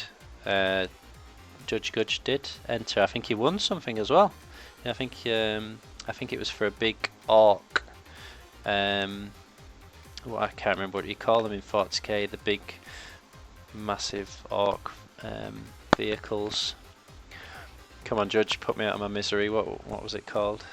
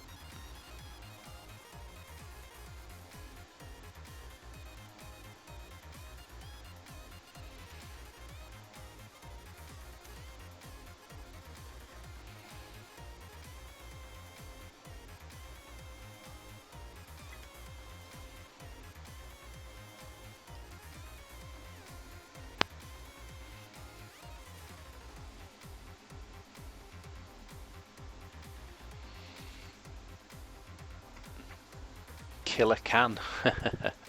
Great name.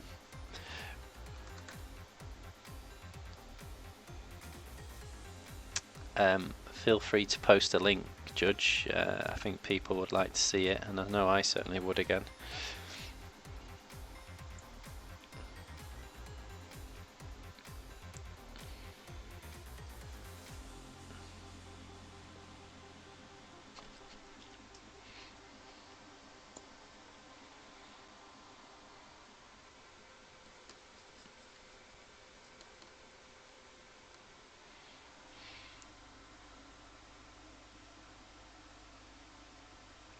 Oh, nice one, Death by Donut. How you doing? Good to see you. Well, see you on chat again. Thanks for joining. What are you up to tonight?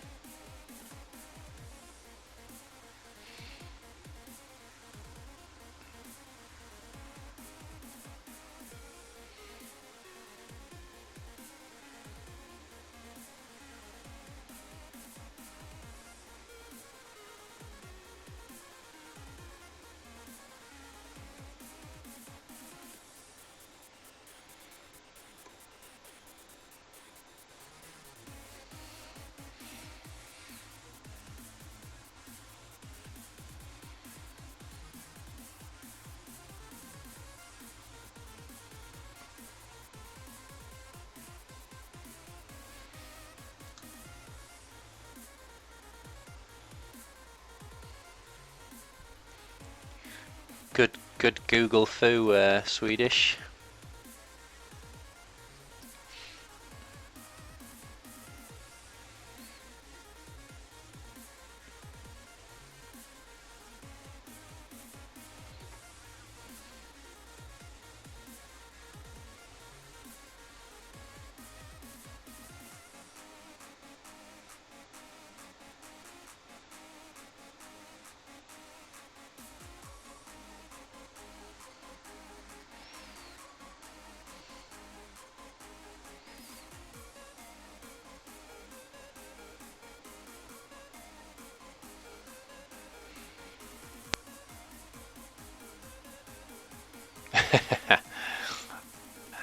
It is the worst part of the hobby, isn't it? Donut.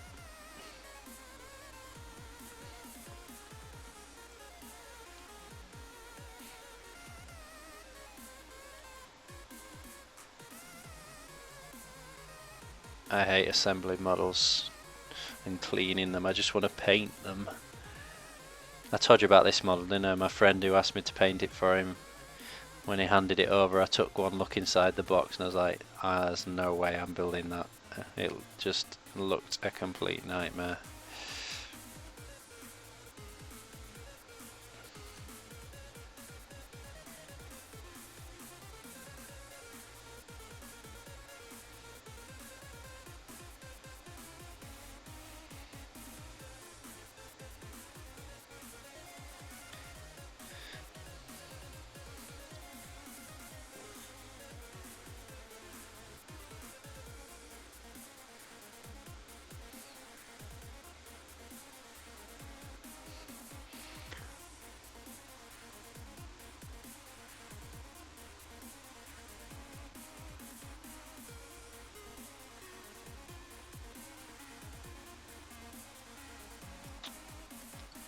Yeah, it was good of him to put it together for me.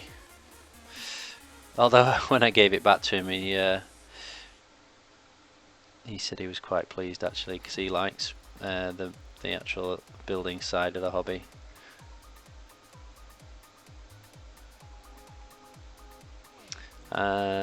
Judge Gudge has been message deleted. I thought you were a regular. Let me just add you to the regulars list.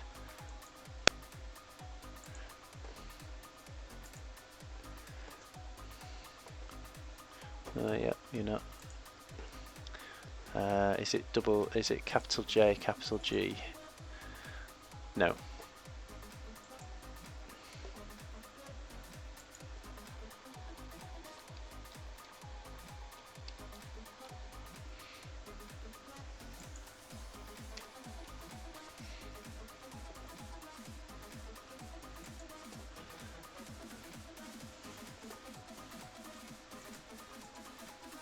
Okay, Judge, you're now a regular, so you should be able to post that link again.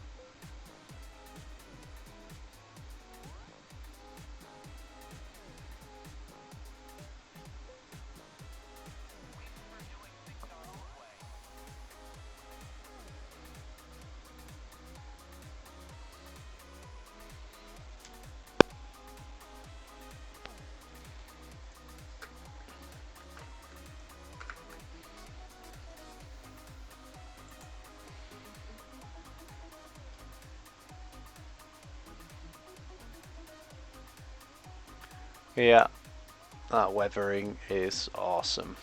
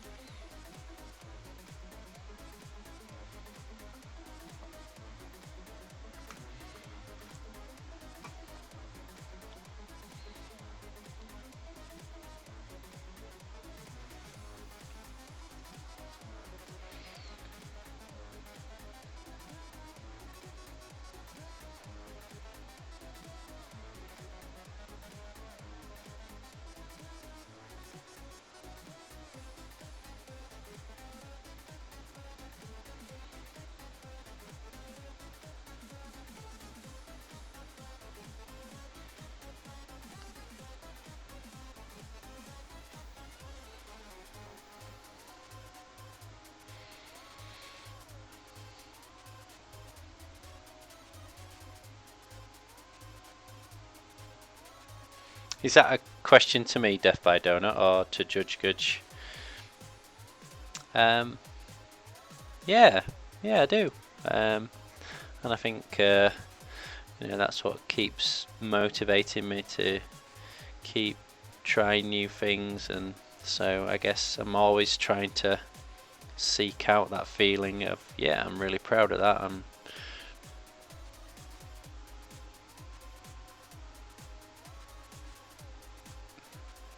Yeah, I don't think I'd do it if I didn't get those feelings.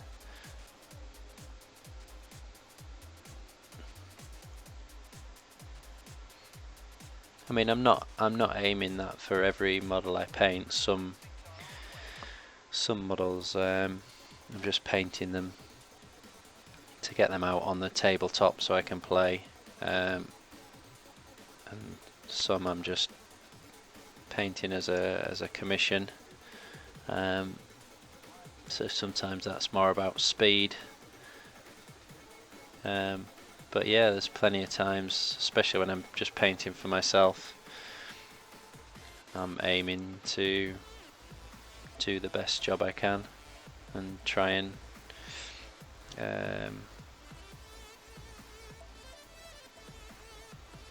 and surpass any previous models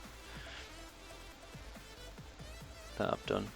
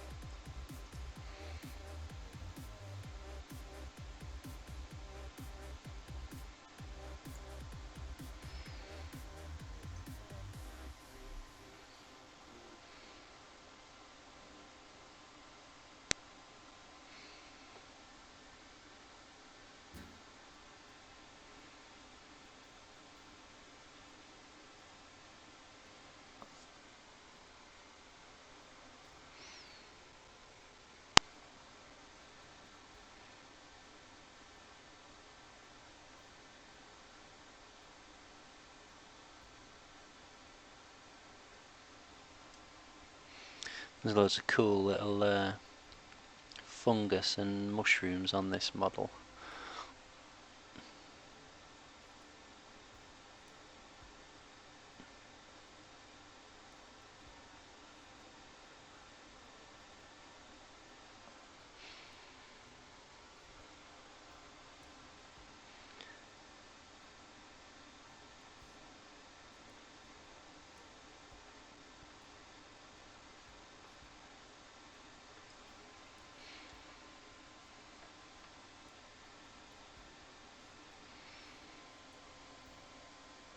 It's a nice little touch by the sculptor.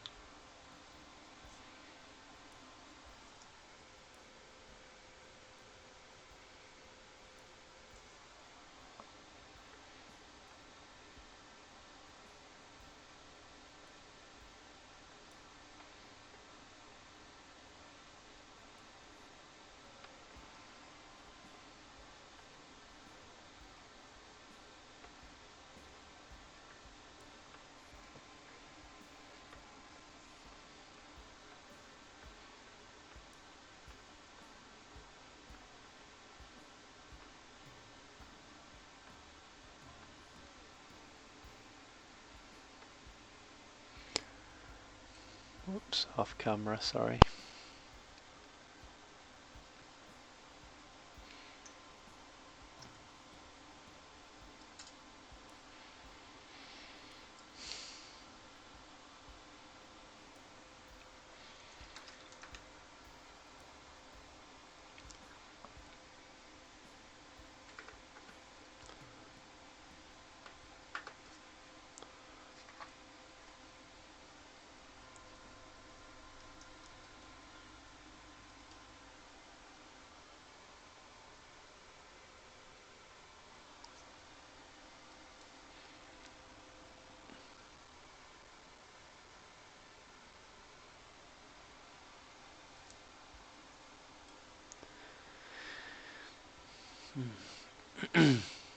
So there's about 20 skulls to paint on this thing, all hiding in these branches.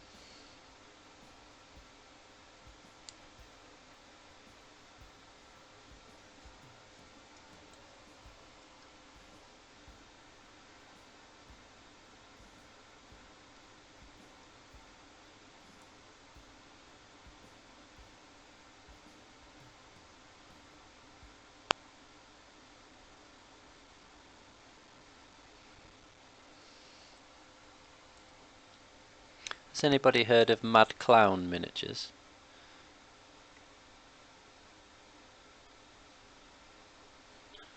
I'm going to be painting some of their miniatures soon.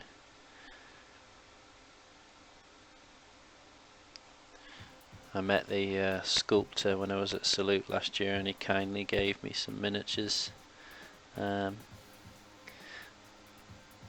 they've finally come round in my work schedule. I have a list of models to paint, and they've been slowly working their way up. And unfortunately I've had a lot of commissions this year, so unfortunately commissions take precedence. But once this is done, I think I'll be doing a Mad Clown miniature next.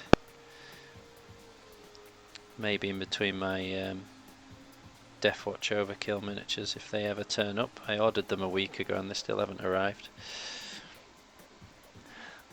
If Whitman was on the chat, he's out having a meal with his wife. But if he was online right now, he'd be saying, "Well, that's what you get for not supporting your local Games Workshop." I'm sure he wouldn't actually. He might be thinking that though.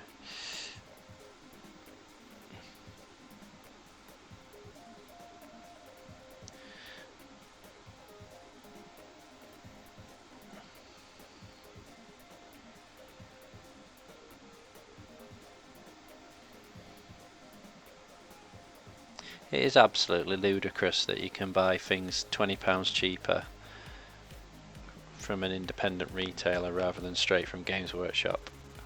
How on earth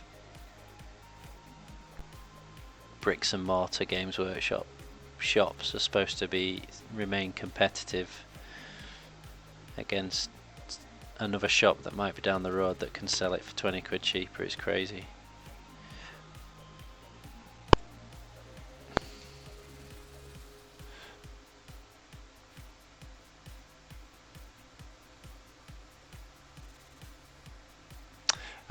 He's just a small independent sculptor. Really nice guy.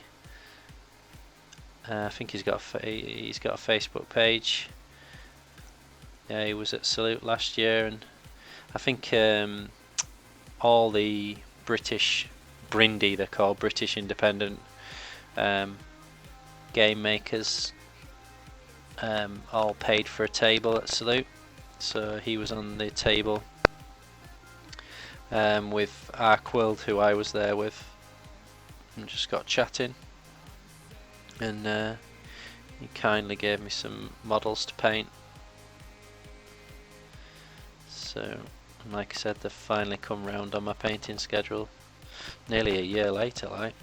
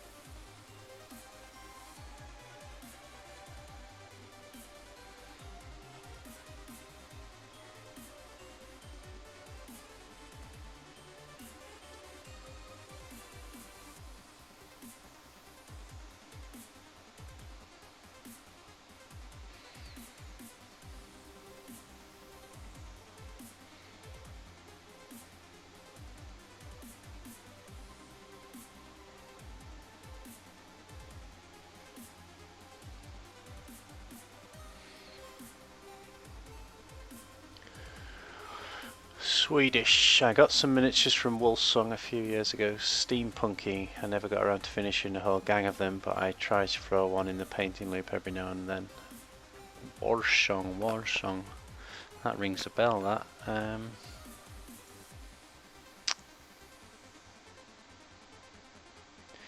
Did they... Was there a game to go with it? Almost like a Western, Wild West themed game, if I remember rightly. Maybe I'm thinking of something else.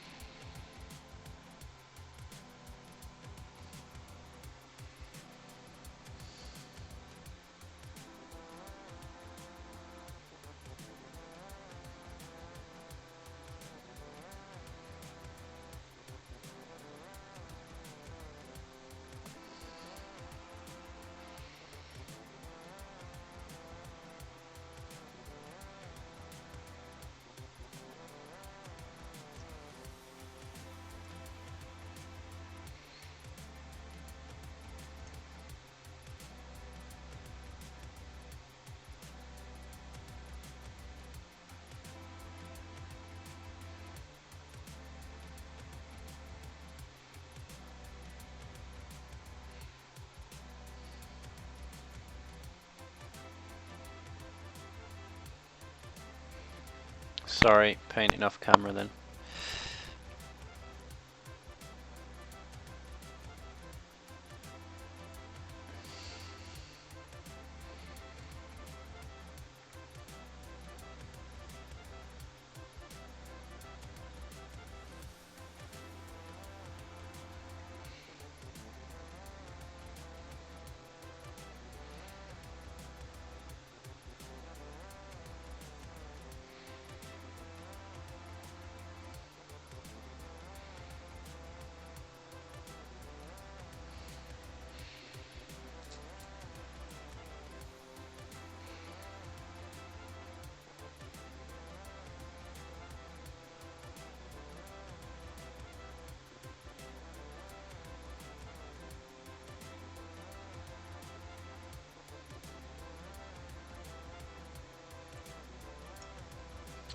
Okay, I think I am going to... Oh, got some chat to catch up on. I'm going to get the Dayglow pigments out and try and get some into these areas that are supposed to be glowing yellow.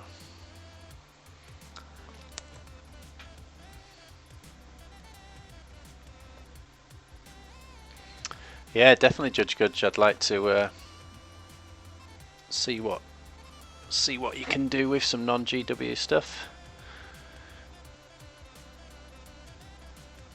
It's a game called Warshon Steampunk Skirmish Game. Yeah, it's ringing bells.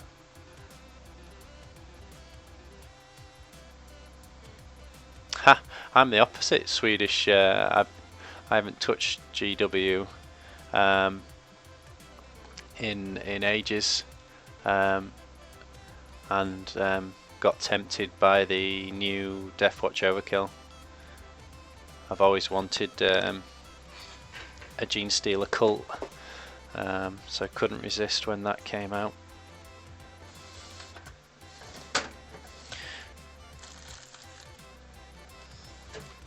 Okay, this stuff gets very, very messy.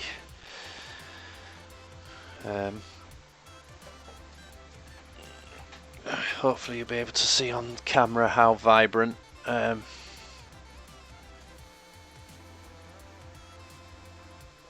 bright yellow it is. So yeah, crema. That's the green one that's been leaking.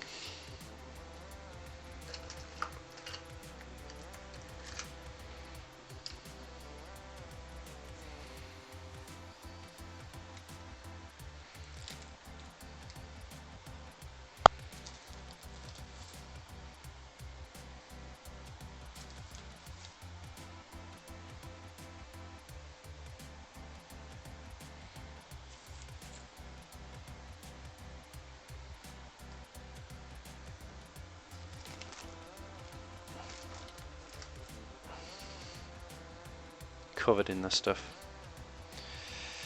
Ugh.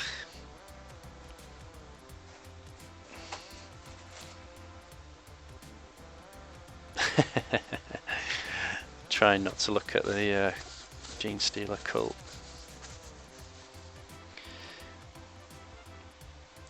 So first off, I'm going to just try and dry brush a bit into the eye socket.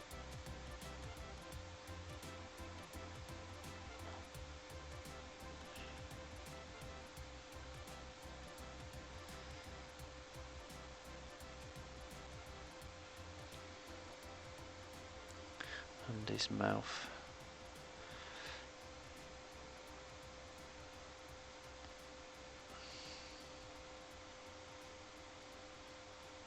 Although I shouldn't really be using my Kolinsky sable for dry brushing, what am I thinking?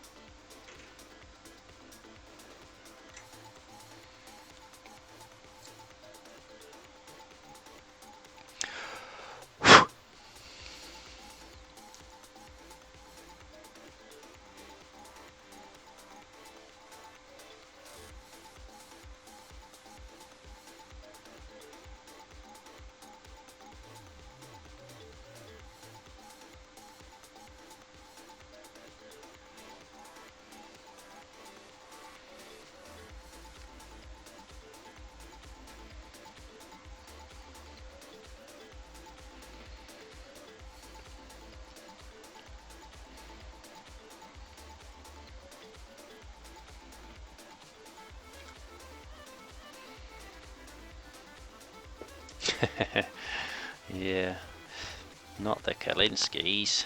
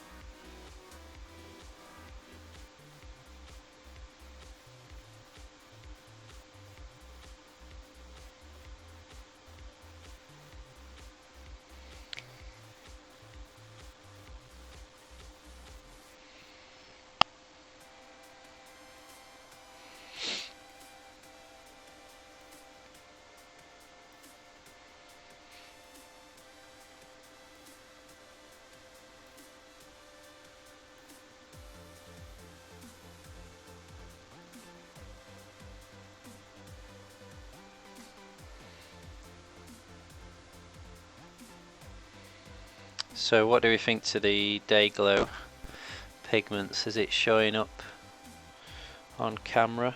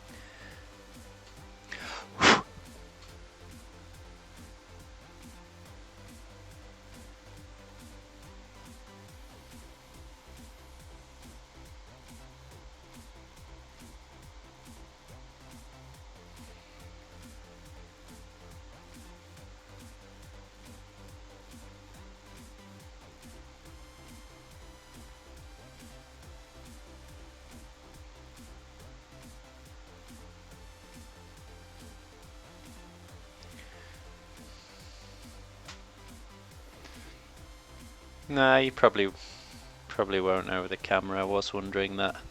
It, I mean, here right in front of me, there certainly are glowing brighter than any other yellow I own.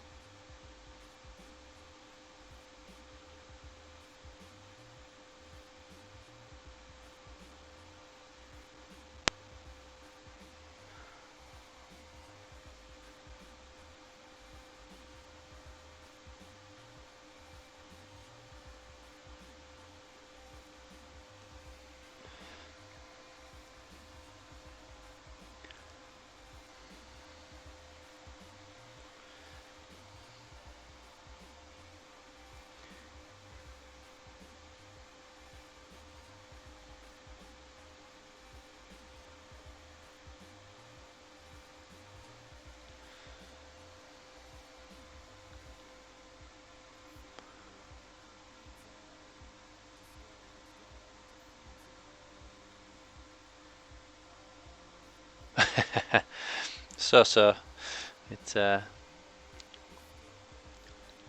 it's not as pleasant as some paints.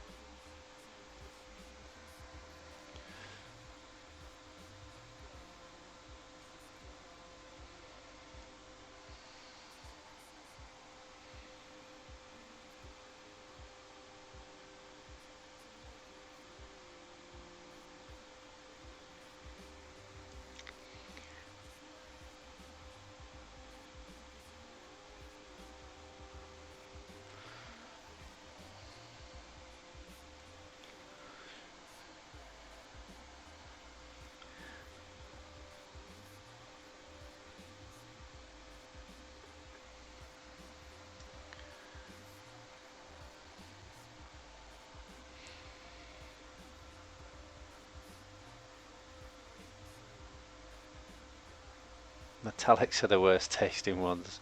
Or Soft Body Black by Micro Arts. Yeah. Turpentine doesn't taste very nice when you forget which brush you've been using for the oil washes, and you end up licking your turpentine brush. Blech. Or your white spirit brush.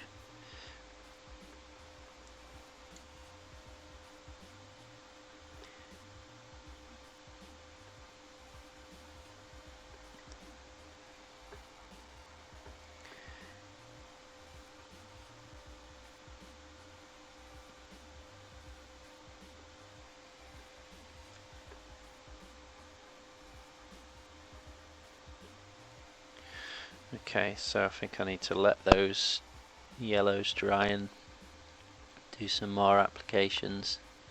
I use Flow Improver to help get it into the recesses, but as a consequence of that, it's taking a long time to dry.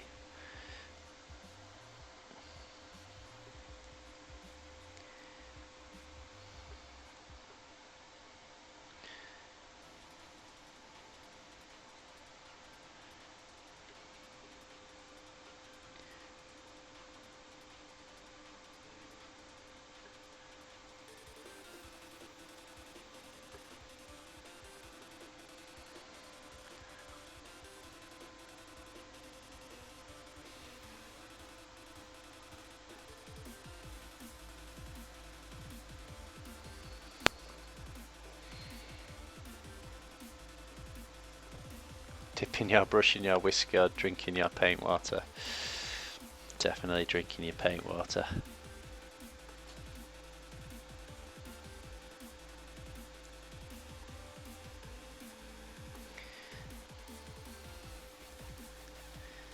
Painting while you're drinking whiskey now there.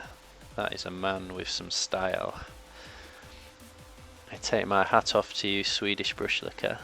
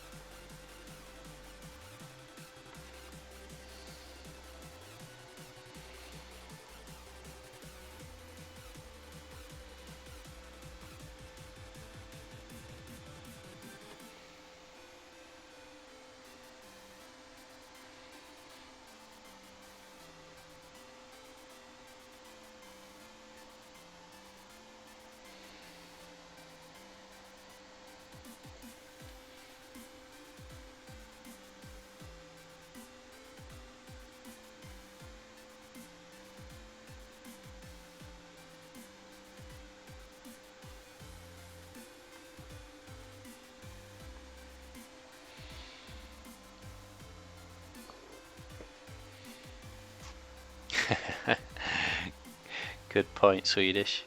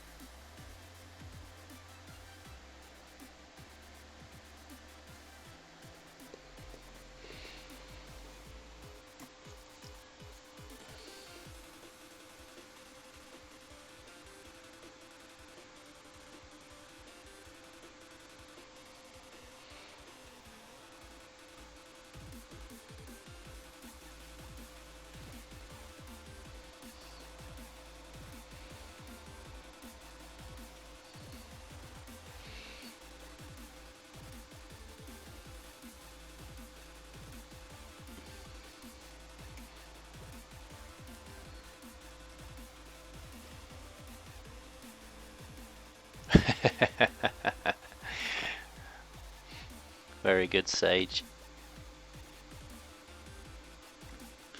Oh, you're making me want to drink some whiskey now.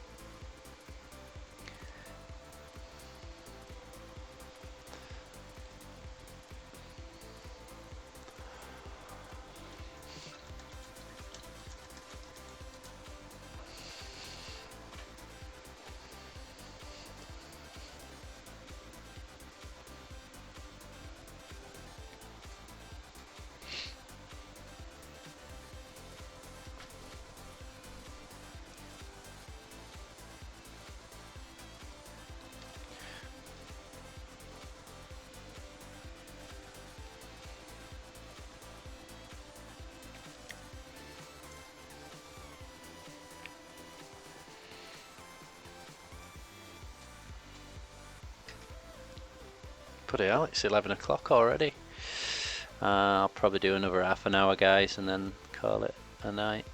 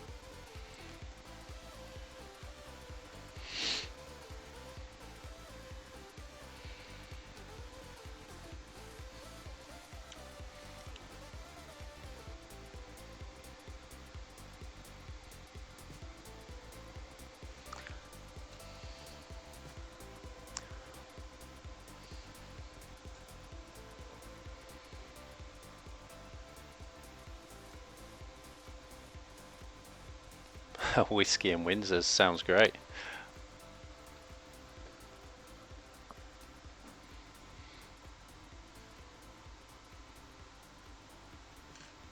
Cheers, Swedish. Yeah, it is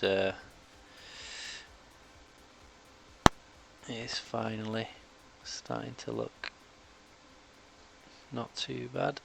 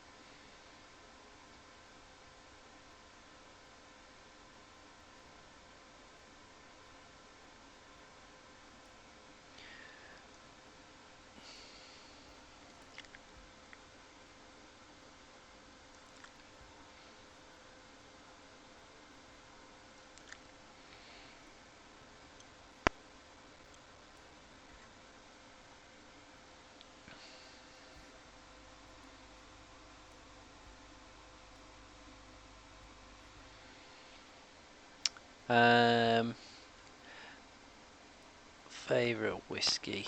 I quite like, is it Edredour?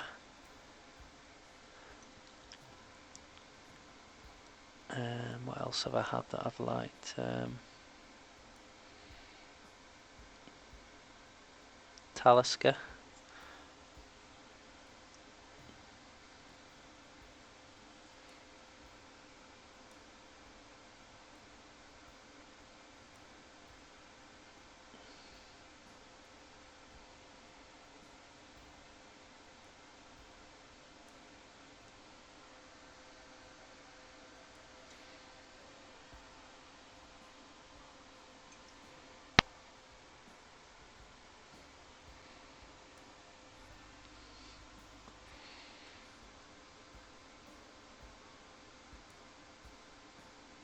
Does anybody watch Parks and Recreation? And the character Ron Swanson. There was I can't remember which whiskey company at Christmas released an advert with Ron Swanson in it, and it was you can find it on YouTube. It was an hour long. I think it was an hour long, maybe longer. Just him sat in front of a wood burning fire drinking whiskey, and he doesn't say a word, just looks very happy as he slowly gets drunk over the hour. I thought it was probably the greatest whiskey advert I'd ever seen.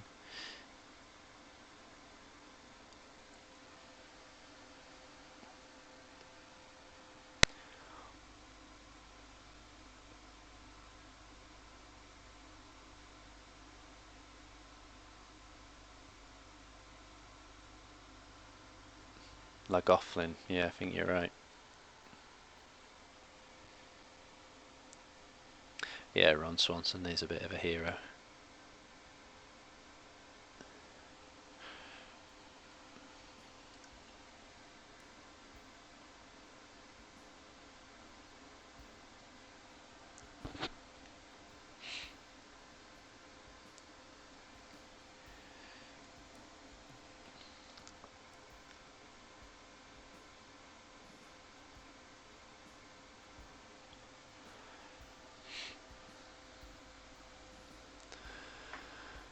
So has that adding that white made the yellows in the cracks glow more? I think it has.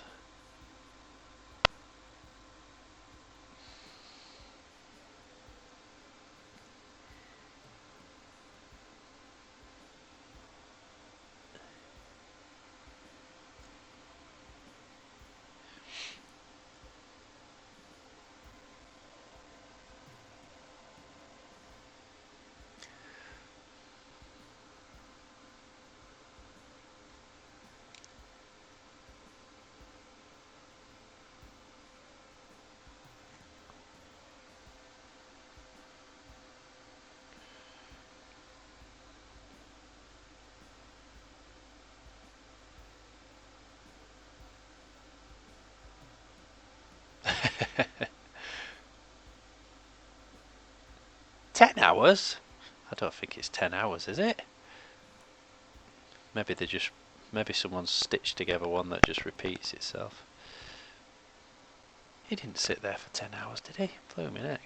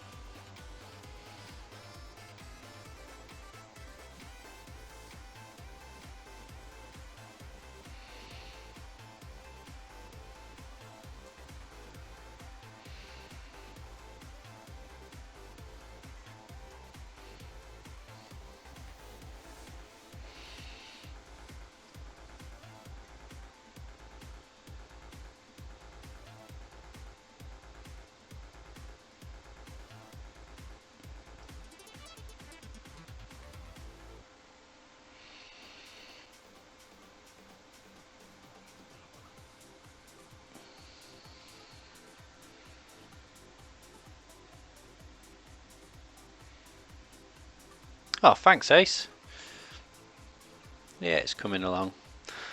I'm cutting far too many corners, and but I just wanna. I don't want to spend too much time on it. It's a mate's rates commission, and I want to do a good job for him, but I don't want to spend too long on it.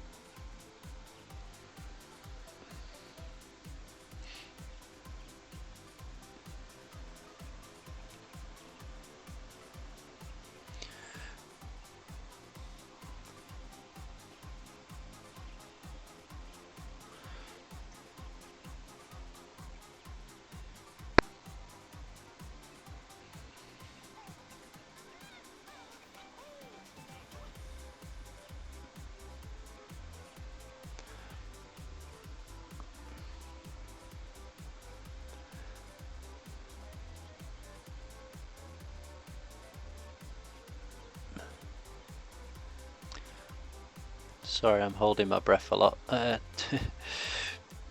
Oh crap! To try and paint some of these fine lines.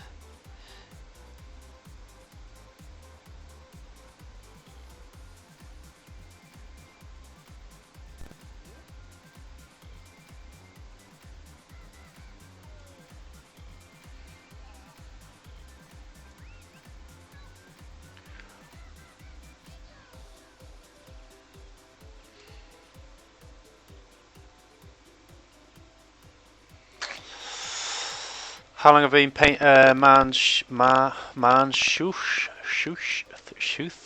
Can't talk. How long have I been painting this model, or how many years have I been painting? How many hours I've put into this model? I've probably put in about. How long have I been painting today? About 3, maybe 4 or 5 hours so far.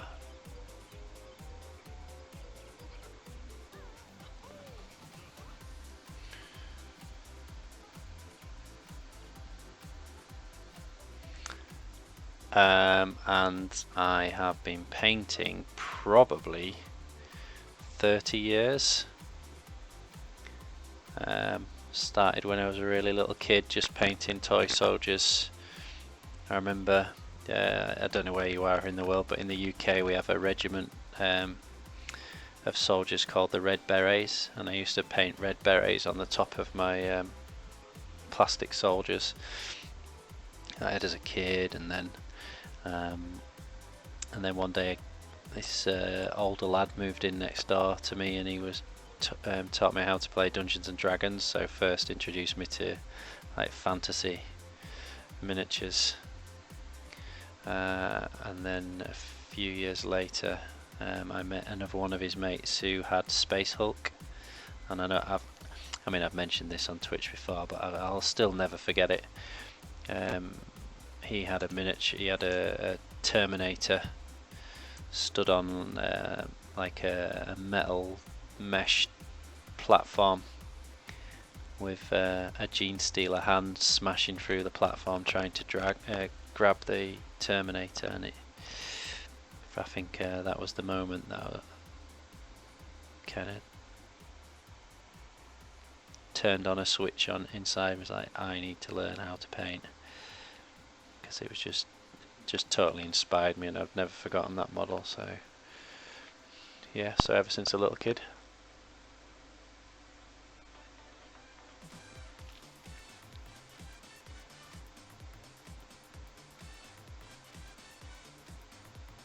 So I'm 37, so about I would say probably about 30 years. I did take a break of about 3 years when I went to university. I didn't do much painting then. Too busy drinking and surfing. But strangely, when I did pick up the brushes again, I found I was a much better painter after a 3-year break. And I've heard other people say this. When they take a break, they come back to the hobby and find that without doing anything, they've developed in skill. and the only thing I could put it down to is that I think I'd become a more patient person.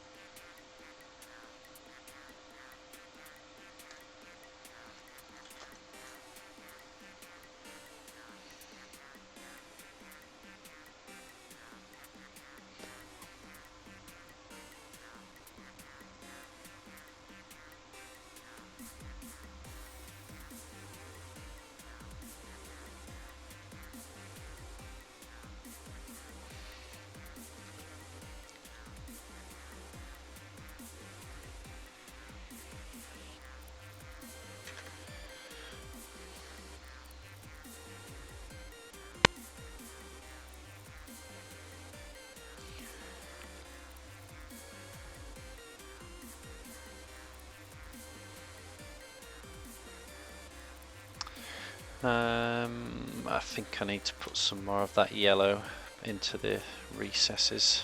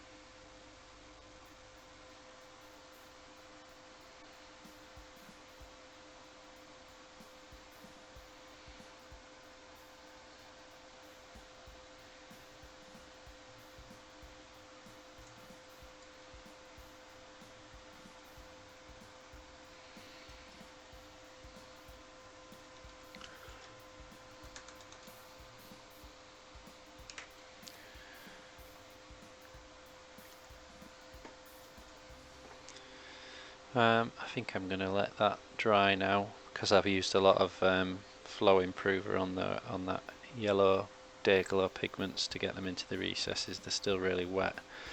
Because next I want to do some weathering on it with some weathering pigments, but if I'm not careful, the weathering pigments will mix with the wet yellow paint and cause me lots of problems, so I'm going to be patient and let that dry.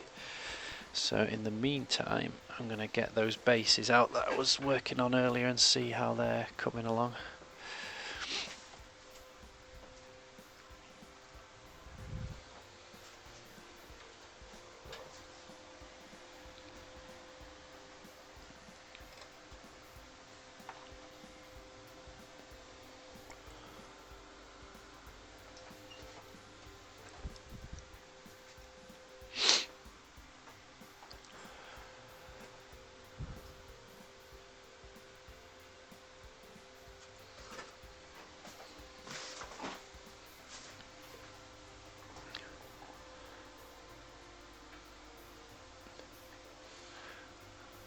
Hey, Diantes Father 101. Yo, how many years has this taken? That particular model, I've been working on that about 4 hours, I think.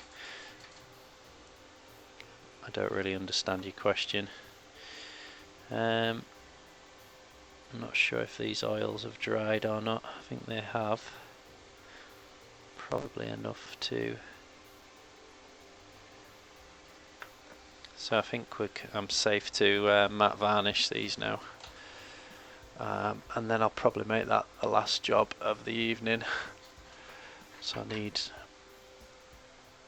need my mask because the varnish I use is a lacquer based one, and you've got to use cellulose thinner to thin it out through the airbrush, and I understand it's really bad for your lungs, so I won't be able to talk while I'm doing that, I'm afraid.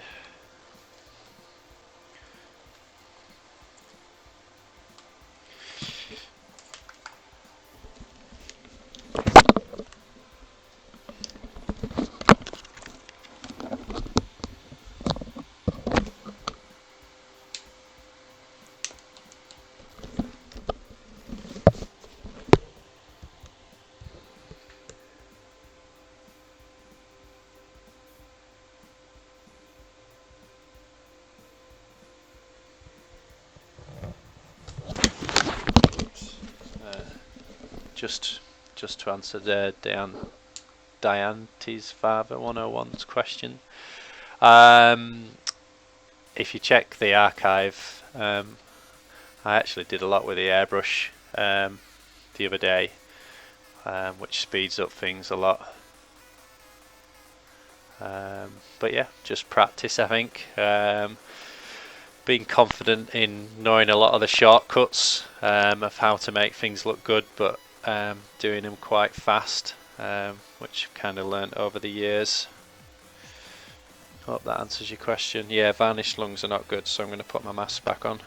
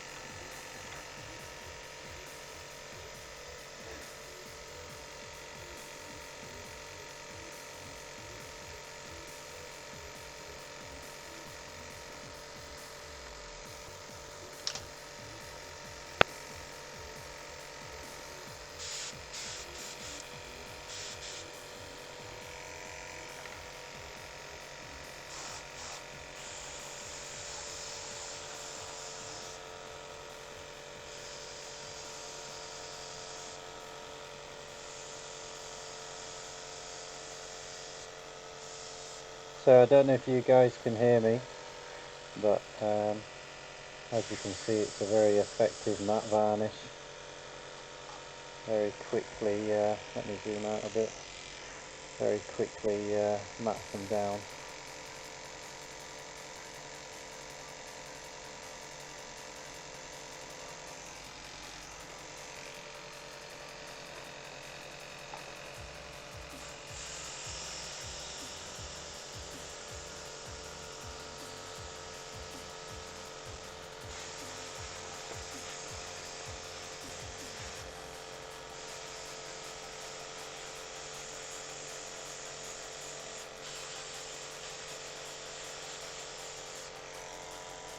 Now we can hear you. Luke, I am your father, Luke. When I left you, I was but the learner, but now I am the master.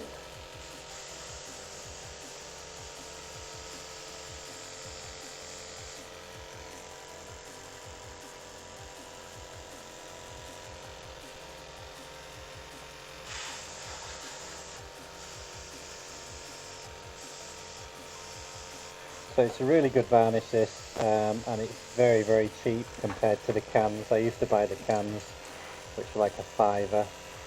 Best varnish in the world, well, best matte varnish in the world for miniature painting.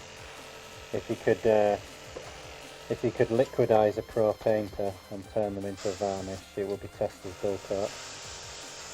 But it is expensive, so if you've got an airbrush, I really recommend getting the lacquer version. And then you just need cellulose thinner to thin it down.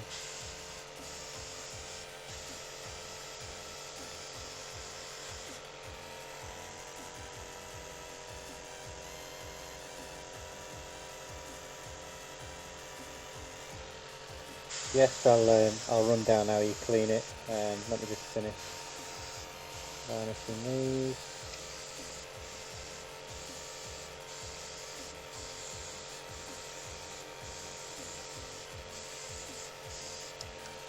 And that'll do.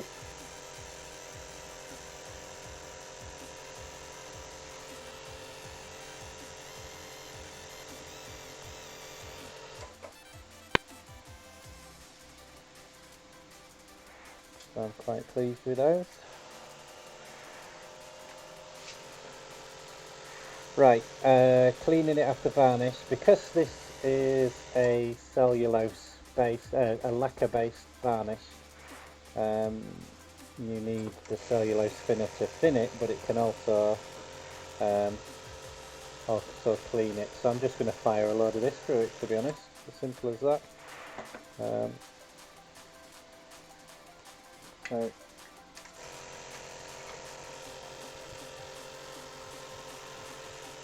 So pour away any varnish left in the cup,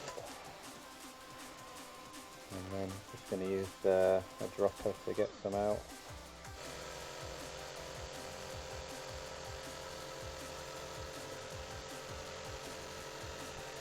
And then simply, I've got an airbrush bottle. Basically, it's just a bottle with a hole in it that you fire your airbrush into, and it collects all the liquid, and fire it into there.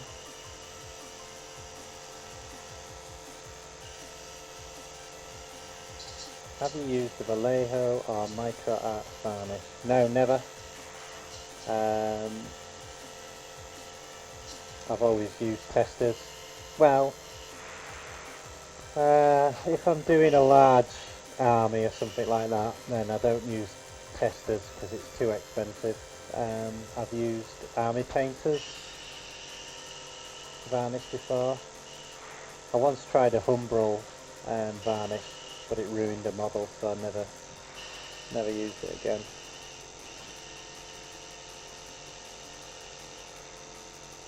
And now that I use testers through an airbrush, I would probably use that for a large army as well, because it goes such a long way.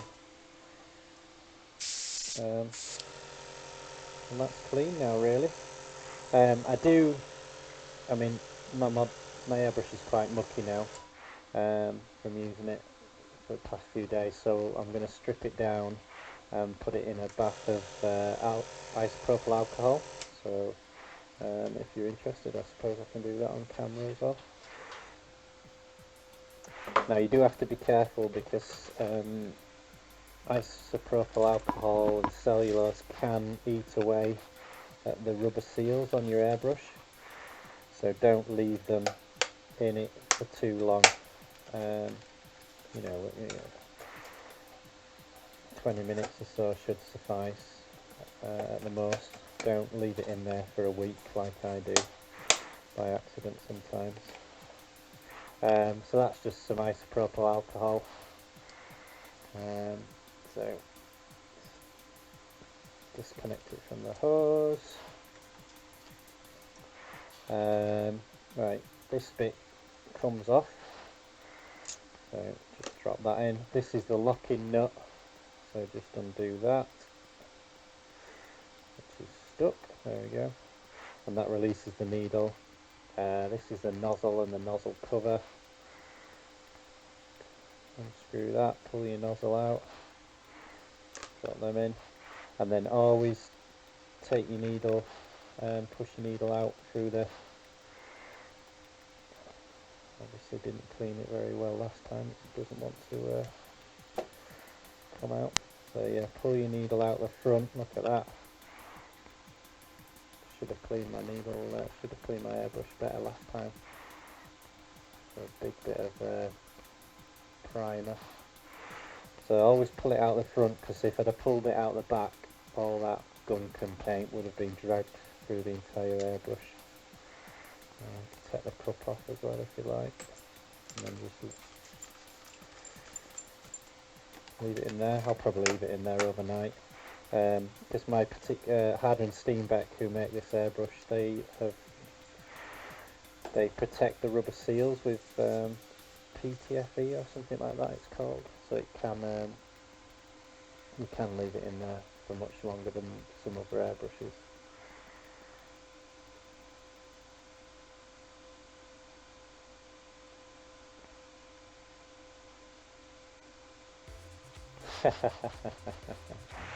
Yeah, well,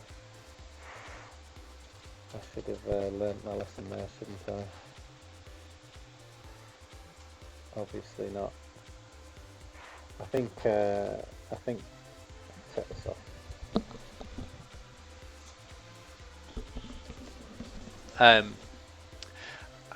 I think because I've got away for so long for misusing my airbrush because of those protected rubber seals. I think if it was an airbrush that didn't have those protected rubber seals, I would have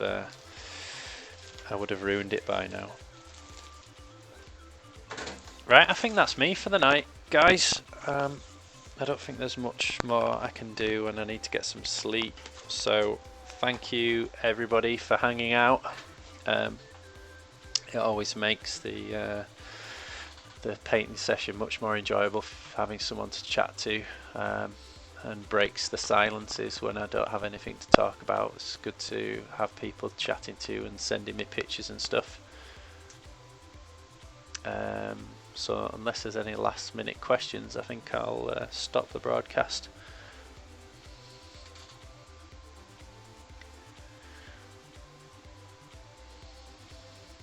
Alright gang, I'm going to turn this off now. I'm back on tomorrow evening. Yeah, thanks Swedish, thanks everyone for hanging out. No worries Judge, see you soon. I'm back online, back broadcasting again tomorrow at 8 PM UK time. Okay, good night everyone.